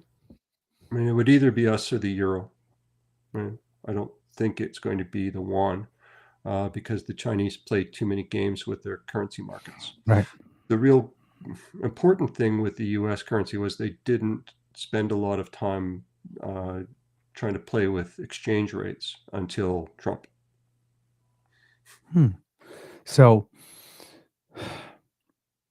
if this move keeps on going that way, and let's say we do get closer to Europe, and let's say in some mystical or magical future like this, we actually join the EU, and let's say we do adopt the euro, something along the way, right? Would that be if that was all happening at one time, would that be a catalyst for that to happen? And said, let's just decide it's the euro and we just join the EU and make it nice and tidy? It quickly gets into an area that I can't claim to be expert on, which is what happens in those sort of currency transfers. There's a real advantage to having your own currency. Yes. I mean, do you know what a dollar is? It's the lowest common denominator that we use in our accounting system when we calculate our taxes. Okay. Right. That's really all a dollar is. Okay.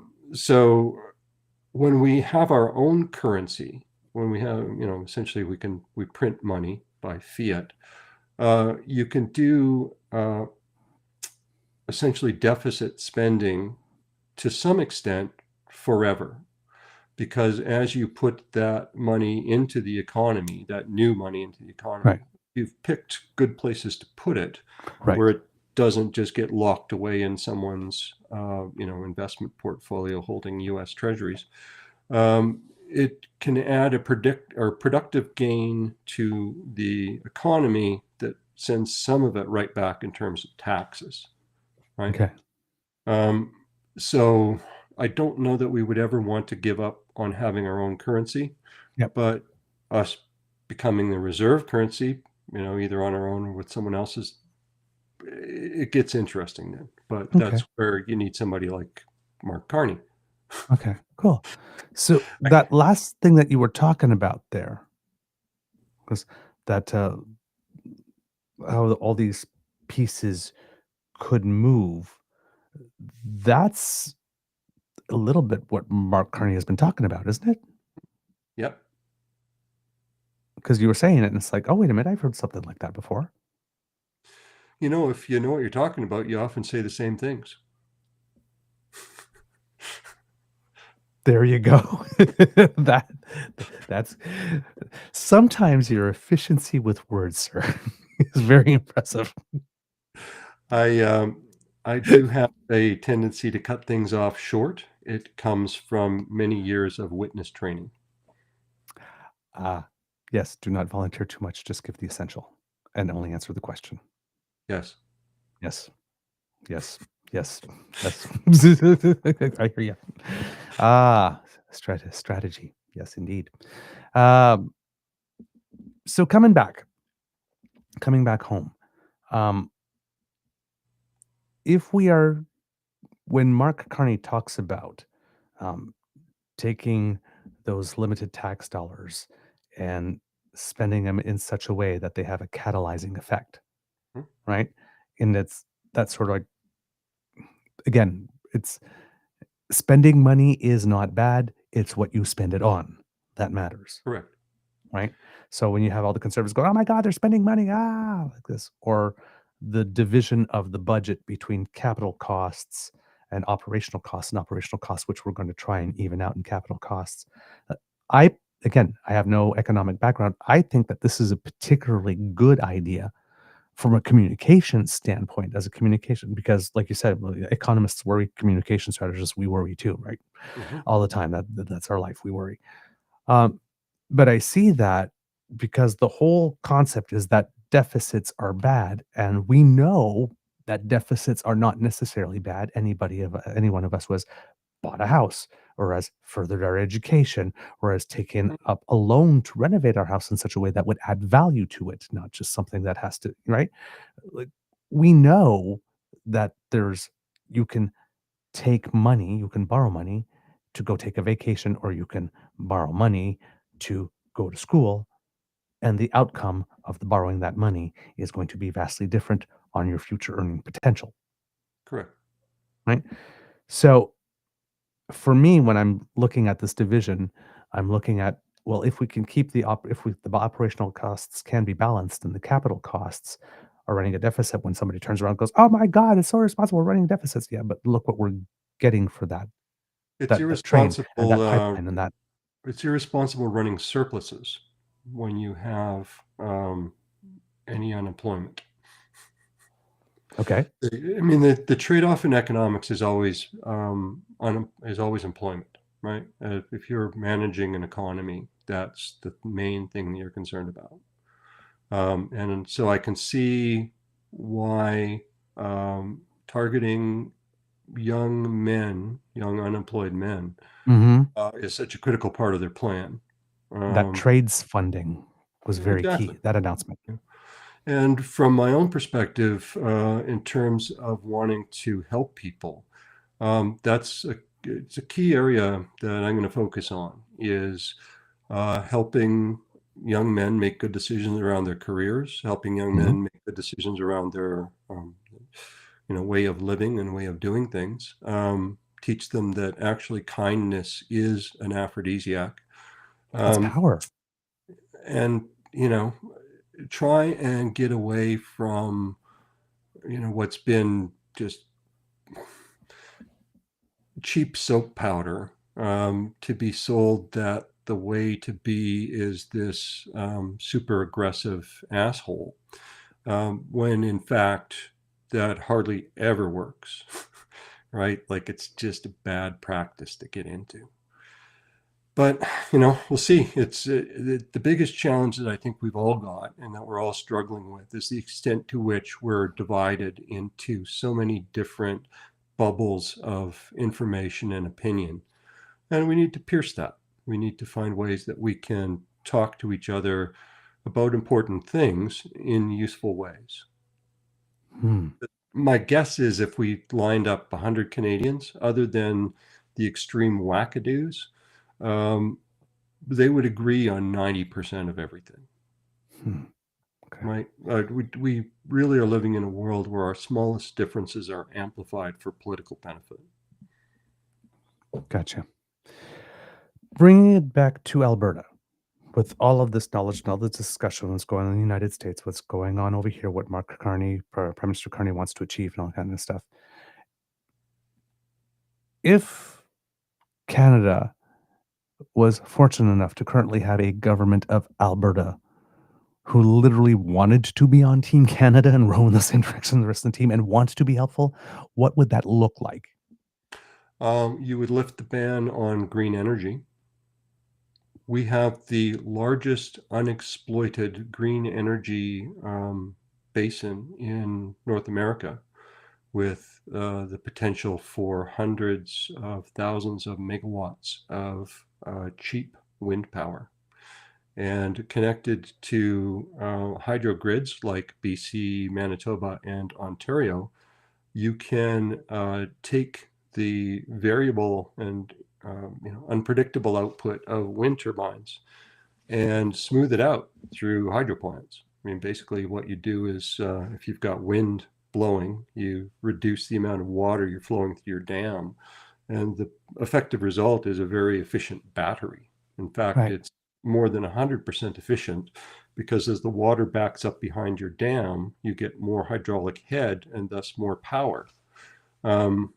So that would be the thing to do, is create that east-west corridor for electricity and have the cheapest power on the planet available for us to use for industry, right?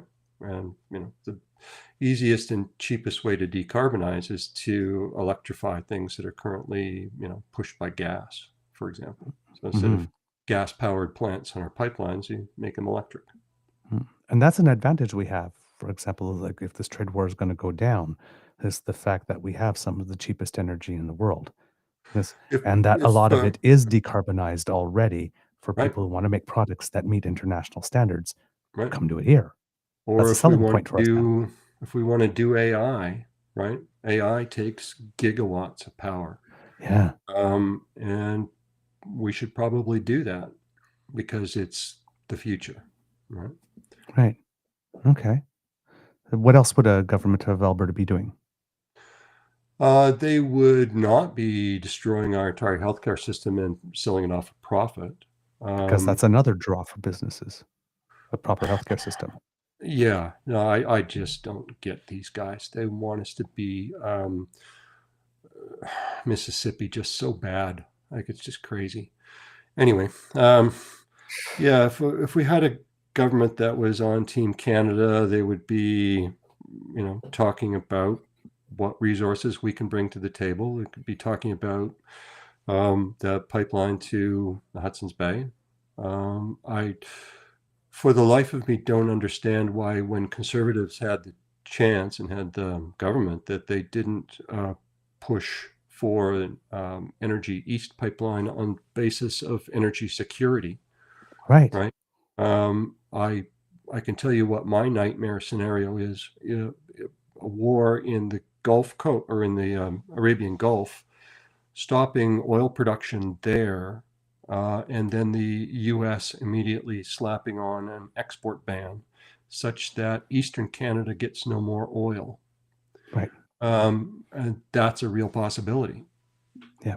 Right. So if it was me, I would be pushing for an energy east type of pipeline as well, but with additional refining capacity at one end or the other, probably at our end, so that we're not caught out if the world goes to hell. Yeah. Yeah, because when the United States, when Michigan was looking to unilaterally end Line 5 a couple of years ago, Right. that was not a good time. No. And I think people need to get it in their heads that the Americans don't give a fuck about us. Like, we are not people to them. Mhm. Like, it's that bad. Yep. Yep. We Yeah, are yep. just another republic, up for bananification. Yeah. The that's I'm guessing maybe that's why the Premier of Quebec is kind of taking a different position than the leader of the Bloc Québécois at the moment, trying to signal that there's probably more openness, and that and even the people, the citizens of Quebec, are sort of noticing that there's. Yes. I mean, we had, so long as the United States we thought was going to be our friend, we had the luxury of doing that. But I mean, Right. in minus 20 something, people still want to heat at home, Yeah. Yeah. Well, regardless of their ideals. without diesel, Quebec and Ontario would grind to a halt. Right. Right. So we're back to the pessimistic stuff. Right. You got to keep it real. We got to keep it real. Yeah. You got to keep it real. I think that it's a sobering time to be alive, because no one can betray you but a friend, right? And we've been betrayed. I like that one. That's deep. No one could betray you but a friend. Right up there with nobody can make you feel bad about yourself without your permission. There you go. Wow. Hey, we're even getting a little philosophical here. There you go. It's inevitable, right? It's just,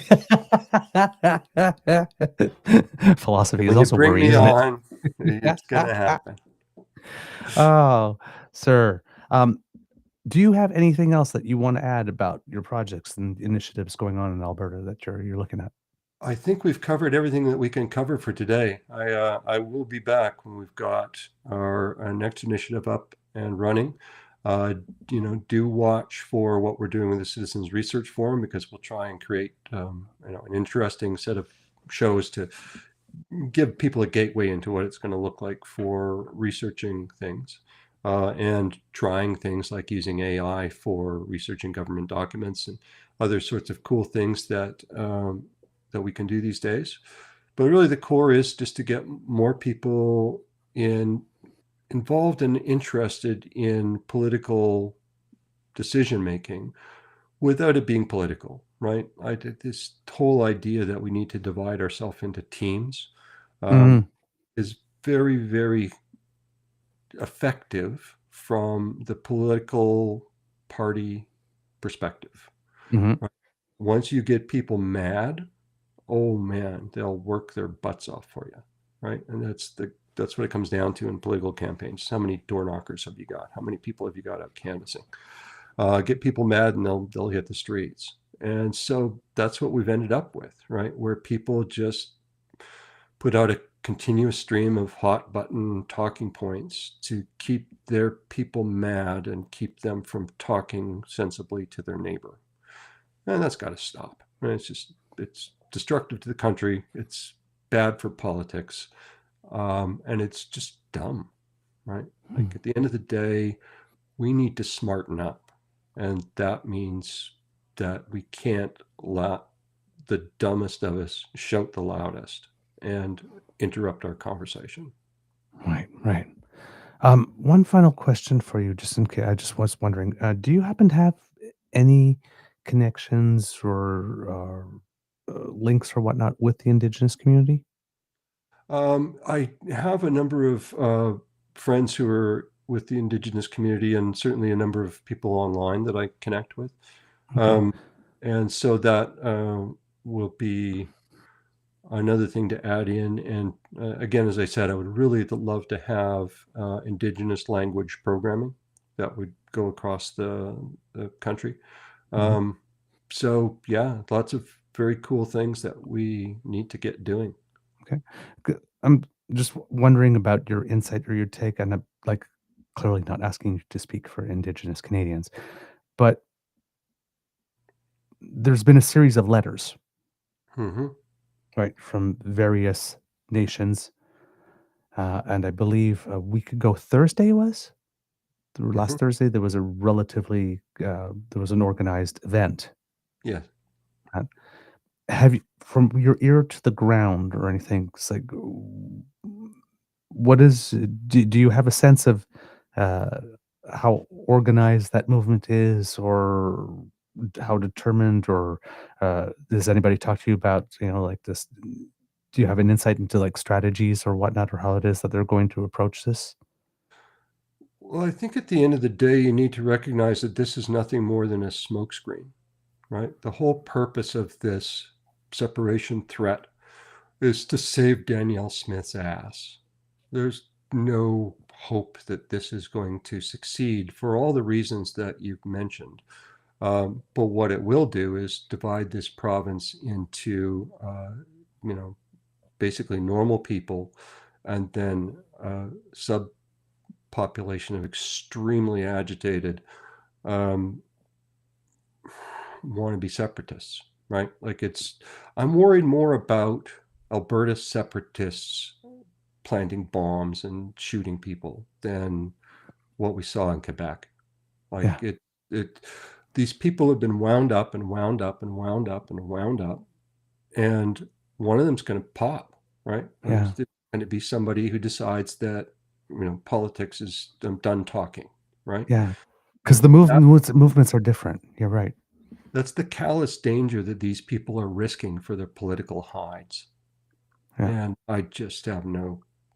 I've known Danielle Smith for over 20 years now, and she keeps getting worse. Okay. Right? Like it's beyond it's beyond the pale what they're doing and the reasons that they're doing it for. Mm. See that point that you just mentioned there about the difference in the separatist movements. I'm much more familiar with the Quebec one, being francophone and being living right close to it, D'accord. than I am with the Alberta one. And it's, yeah, you're right. There is a lot more of a uh, listen. We're not better. We're not worse. We're just different. And clearly we are different. We have a different language. We have a different culture. When we're Mm-hmm. building institutions. I mean, their project, even though it would have divided Canada, seemed to be uh, more of an tous ensemble. Let's build something.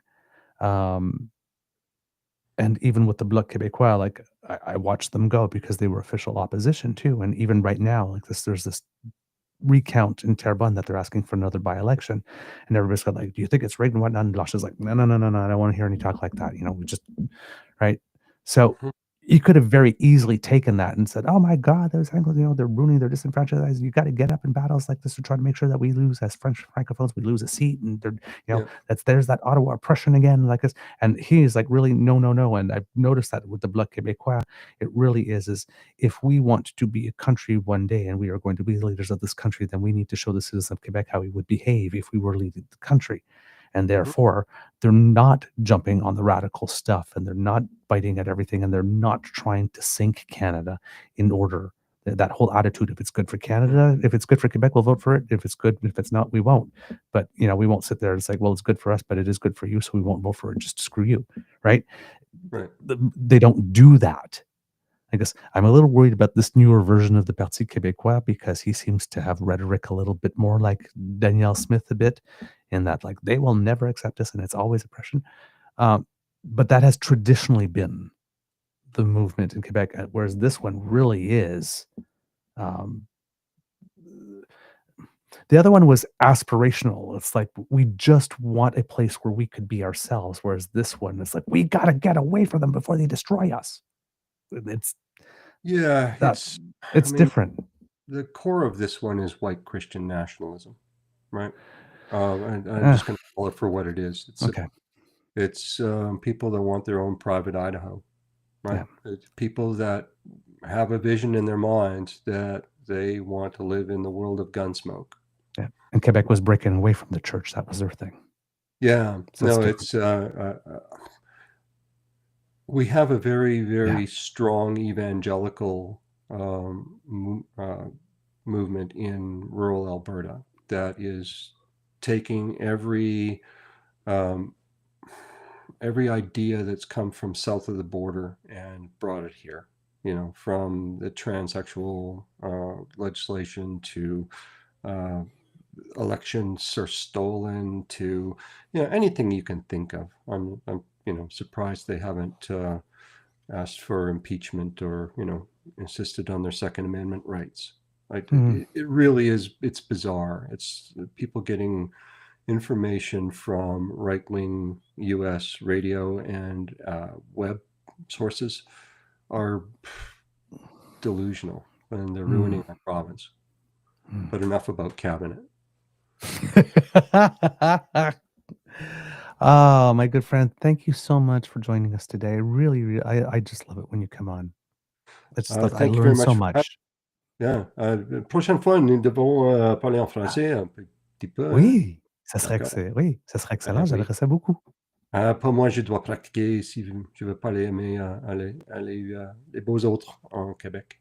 Mais ton français est quand même assez très bien pour quelqu'un qui n'a pas vraiment la chance d'habiter et qui n'est pas très entouré non plus. Ma première femme est venue de Saint-Charles-de-Bellechasse, juste à côté de Lévis. Ah, tout s'explique. Des enfants francophones. That's fantastic. Yeah, no, I know. It's like listen, I'm a born Anglophone, and English is my mother tongue, the first language I learned. But my mother is a Franco-Ontarian, I guess, and she made sure I went to school in French, and I did all my schooling from pre-K through university in French in Ontario. It is possible, I guess. And now French is actually my dominant language because I know all my grammar in French. I know that dangling participles exist. I could not tell you what they are in English. I could not identify one. I do not. I know absolutely no grammar in English because I know it all in French. It's weird. It's like even typing, like the keyboards. I have to have, because we went in our typing class, we had like the English language keyboard like this with the accents in weird places, like this, with the accents for Canadian. So on computer, I have to do like, even though the layout of my keyboard is English, I have to do like the multilingual setting. So like the keys that are actually on my keyboard are not the keys that are typing, because I have to remember and it's like only if you are like completely, fully bilingual will you ever use that keyboard, right? Like nobody else uses it. So I'm a bit of a freak that way. But yes, other than the gift of life, the gift of French was the best gift my mother ever gave me, because it's just an entirely whole other world and culture that I get to participate in fully. Like I understand the inside jokes and I understand like all of it because you speak the language. Well, not just that. I mean, Quebecois are cool. I mean, they're just cool. There is that. Well, you know, you are pretty cool too, sir.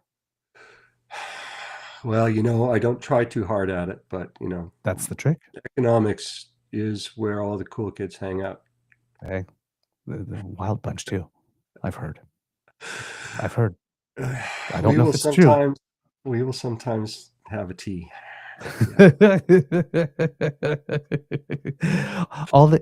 Look, if you're out there, let me just tell you something.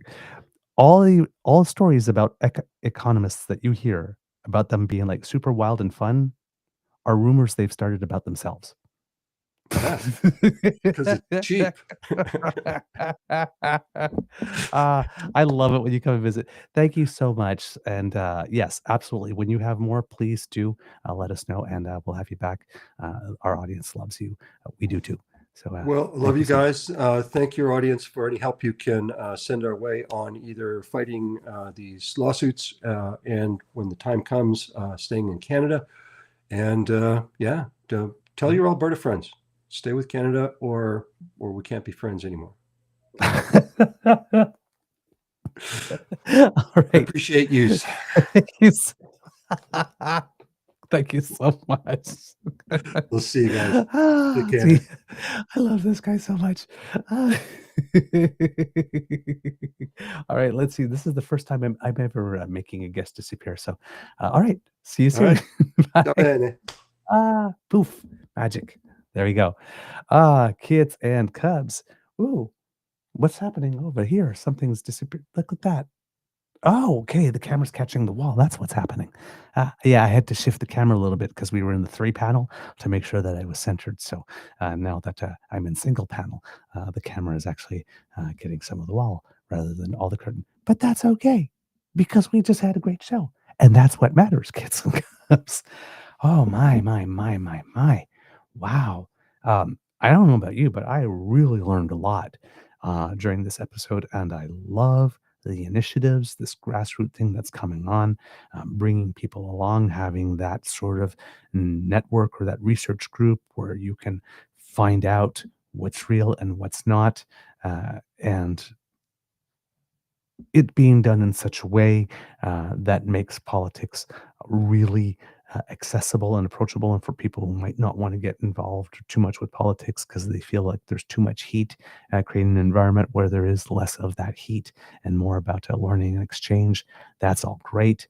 And then again, that cafe, what did he call it again? I have it written down just to make sure, canadacafe.ca type thing. So that's going to be another great initiative. Or just getting people to, a different type of public square. Because, and somewhat in the vibe here at the Beaver Lodge, where we try to create a little space somewhere on this big web where people can bring facts first, can bring reasoned arguments that follow the fundamental rules of logic, where we don't, among the people here, are chatting each other, where we try not to first assume the worst out of each other, where if there's something we don't understand, we should say, hey, I didn't understand what you said. Could you please say more about that? And where the attitude is more, we exchange. It's like, tell me what you believe and why you believe it, and I'll tell you what I believe and why I believe it. And like this, without trying to convince each other or convert each other or whatnot, just space. Like, I'll tell you what I believe. And maybe when it's less threatening like that, maybe when people know, say, hey, like this, I might have passion and I might have some heat in that way because I'm passionate about the subject like this, but I'm not trying to convert or convince you. I'm just trying to tell you how I see things. And if you can get to that dynamic with another person, then it becomes way easier to say, well, I don't agree, but I can see how someone would see it that way. And if we could get to that type of space in our conversations, yes, where we're not looking at each other, with in French, méfiance, with oh my God, um, the word's not coming to me. Sorry, I'd have to look it up. Imagine I'm a translator and the word doesn't actually come to me. But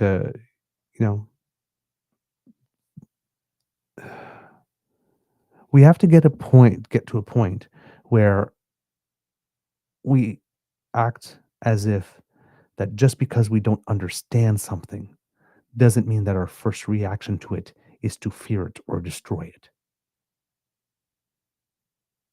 but rather seek to know more. Seek to know more so that you know whether or not this is something you should fear, rather than just reflexively fearing something because you don't understand it. And vice versa with regard to participation. Not reflexively deciding that, oh, well, I don't know enough about this, so I've got nothing to say. You might know more about it than you think you do, but you might not have all the words. This, or you might have a good idea where you turn around and you say, well, yeah, but yeah, maybe it's not a good idea like this, and you stop the idea before it even gets put out in the world, and other people can go and say, hey, that's pretty good. Or if the whole idea isn't good, well, not the whole thing, but that thing in there that you said, that's good. We should take that. right? There are all these different types of conversations that we can have rather than walking in the room and saying, I'm right, you're wrong, or I must destroy you, or I must win, or I must. There can be, even you can, in a conversation where you don't agree with 60 or 70% of what somebody's saying, like this, but if it's said in a non-threatening way, like this, you might be more open to hear, well, I don't agree with 60 or 7% what you say, but there is 30% that I do agree with, rather than you're all wrong. Right? Of course, it's a two-way street. Hopefully, the two sides of the political spectrum could do that. And there are, like, not to borrow a line from Donald Trump, but there actually are good people on both sides of the political spectrum, probably closer to the center, right? Who want to engage in that type of dialogue. And further, there are probably also some very good people, but there's fear or anger or sadness. And I often say that anger is unresolved sadness. Um, but that is there, and that's real, right? We can, when somebody's speaking from that portion, from the emotional side of their being, yes, and we're responding uh, on the rational and logical side, yes, uh, we might be right, but we're not talking the same language, right? So if somebody's coming emotionally, they have to be engaged on the emotional level. Well, what's this feeling? Where does it come from? Why do you feel it? And why do you fear that? And it's like, well, what if we said that so this is your fear. Well, what if we said that there's a way we could do that where we can eliminate that fear? Would you be okay with the idea then now? You know, what would it take for you for something that would achieve this end like this, but not make you afraid about how we get there or something? But it has to be different types of conversations. And then when, you get somebody that's trying to drown you in facts and whatnot and data and statistics and whatnot, but it's a subject that you know about and you know that this data is incorrect. Well, then, you can go on the data to data, right, debate, instead of responding, well, I don't know why you're, it's like, don't you understand that you're wrong? Like this data is like, I just can't believe you're like, that emotional reaction to the data thing might not be the best conversation again as well. Right? So there has to be different ways for us to engage, uh, but those spaces have to be created because, especially if you're online, the entire incentive of being online is the clash, the likes and the clicks. Ah, you got him. That's a good one. And but it's got to be more than that at the end of the day, right? So one of the things that we preach on the show, the entirety of our identity cannot be politics. It has to be more. So if we're going to be well-rounded people, we got to start coming to each other correct and with respect, and not with, starting the conversation with side eye. I don't know about you. Right? We have to show up and be present and say, listen, I'm willing to have an exchange with you. And yes, I accept by wanting to have an exchange with you that I might hear things that I don't like. And that's okay. Because the point is to establish a connection and have a meaningful exchange, having a meaningful human moment, even if you don't agree. And if we can start doing that more often, if we just all pump our brakes a little bit and maybe not see each other first as an enemy to be vanquished, but someone who might learn something from, or someone who might show us a blind spot that we have. Maybe that's more sane and gentler, and maybe ultimately, at the end of the day, more productive. Maybe. Wouldn't hurt to try. What do we got to lose? Right? All right, kids and cubs, that's the end of this episode of the Daily Beaver Morning Show, or the Eager Beaver Interview Project. We hope that you loved listening to us because we loved making this for you, especially today. We love having Dave over as our guest. He's a delight. He's a delight. There's no other word. Remember, sharing is caring, and word of mouth is priceless. So please tell your peeps and poops all about us. We really, really, really appreciate it when you do. And if you happen to be a beaver who is on the go, or a cub that's on the go, well, hey, maybe you don't have time to listen to the full show at home. Well, guess what? We are portable. Ha! Look at that. If you need to go places, just carry us with you and put us in your ear. Thanks to the Ray Girl, you can do that because we don't only have this video cast, but we are also available in ears-only podcast format. So if you need some beaver and grizzly to go, scan that QR code. That will bring you to our pod page, podpage.com/the True North Eager Beaver with a hyphen between each one of those words. Thanks to the Ray Girl for sponsoring it, or if you scan the QR code. And when you go there and click on subscribe when we have something fresh off the bandwidth, zip, it comes straight to you, just like that. It's almost like magic. Well, I am a fairy. So please, kids and cubs, do that. And if you would like to help us in other ways, well, hey, maybe you want to join the Dam Fam and watch us on the True North Eager Beaver Media YouTube page. If you're able to watch live, we're usually live Monday to Fridays around 7 a.m. This happens to be a pre-record because we have, I personally have to be in a vehicle tomorrow morning at the time that the show would be done. So we decided to have a little pre-record for you, and that gives us a time to have our guests from out west, because asking them to wake up at 5 or 4 in the morning to talk to us would be a little much. So the pre-records come in handy too. So if you would like to go to our YouTube page and maybe click subscribe there. We also have like and share as some buttons, and when you click those, that helps us with the algorithm.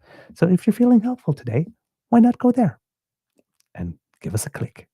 Now, if there are other ways that you would like to help us, we could really use this type of help because we do incur some costs to bring the show to you.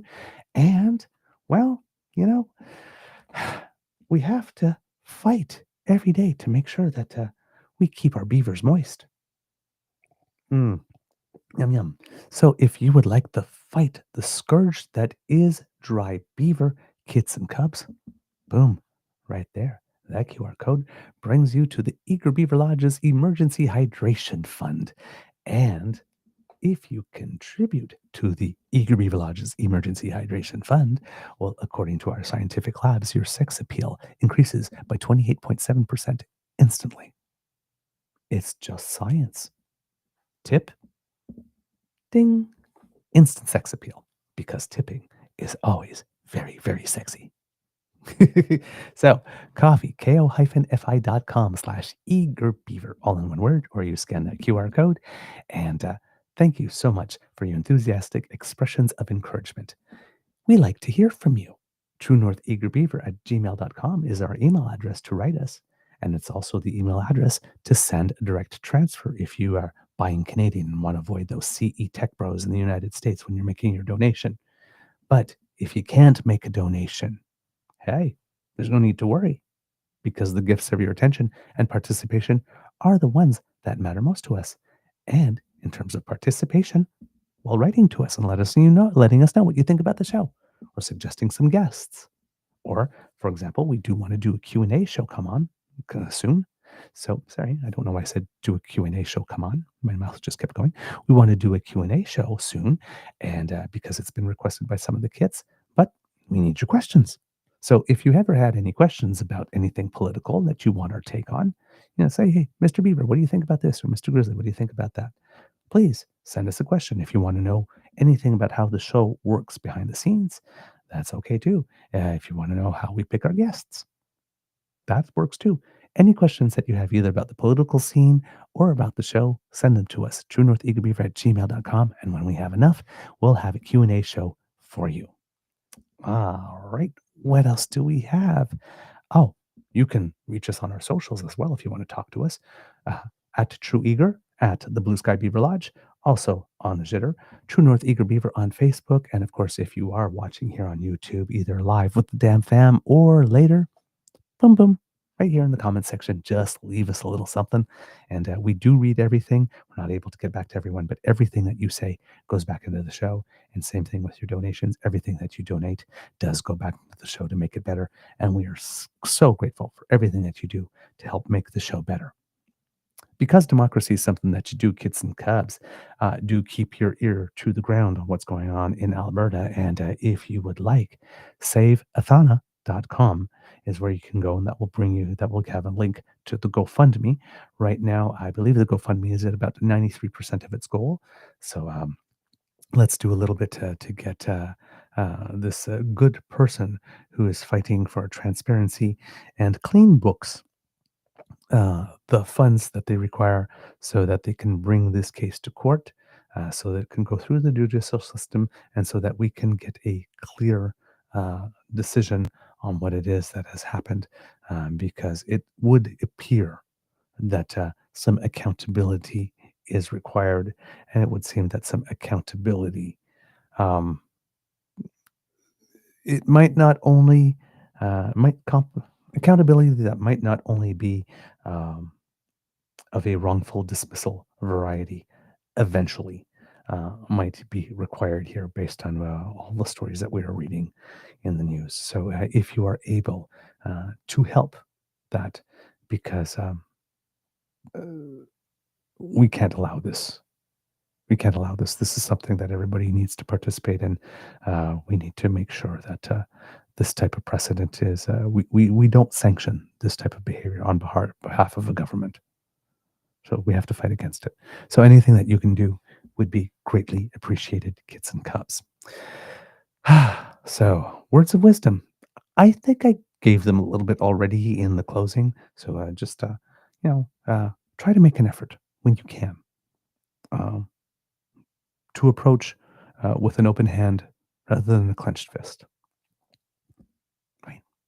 And maybe our conversations will be a little better then. Kids and cubs, it could be a tough world out there. So please be kind to and gentle with yourself.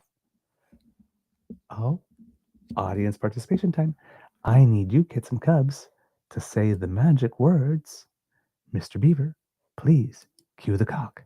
In 3, 2, 1. Hit me with it. Ooh, such sweet, sweet, beautiful music. Thank you so very much. Again, I am your queen, and I live to serve. Poof. You are listening to a True North Eager Beaver Media Incorporated podcast. The True North Eager Beaver podcasts are proudly brought to you by our founding sponsors, the Misfit Mysteries from Corvid Moon Publishing, your source for science fiction, fantasy, and cozy mysteries featuring a broad diversity of characters, CanadianTarot.com, their uniquely Canadian online eclectic tarot community, and the Peppermaster, hot pepper sauces made from farm fresh ingredients to thrill your taste buds and expand your mind. We are grateful to the Crier Media Network for its support, Pete Jarvis for our artwork, and Paul Joseph Something for our opening and closing sequence music.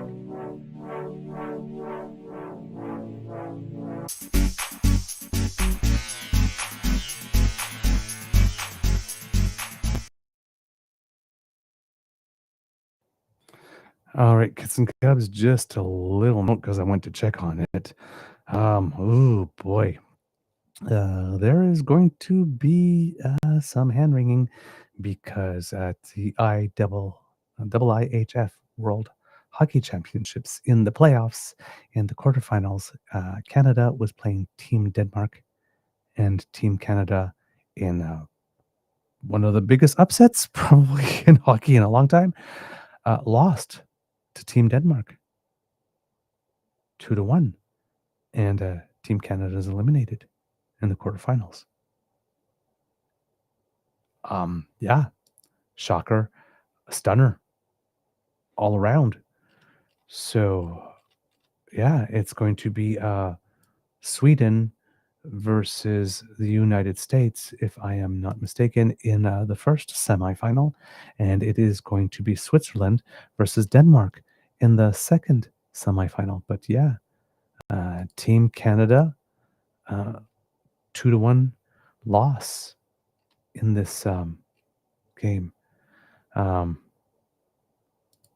One goal for Canada by Travis Sanheim in the losing effort. And, well, for the Danes, Nikolai Ehlers, who is a Winnipeg Jet and just recently joined after the Jets being knocked out on the team, was the first goal scorer for Denmark and the second one in the match. The game winning goal is Nick Olesen.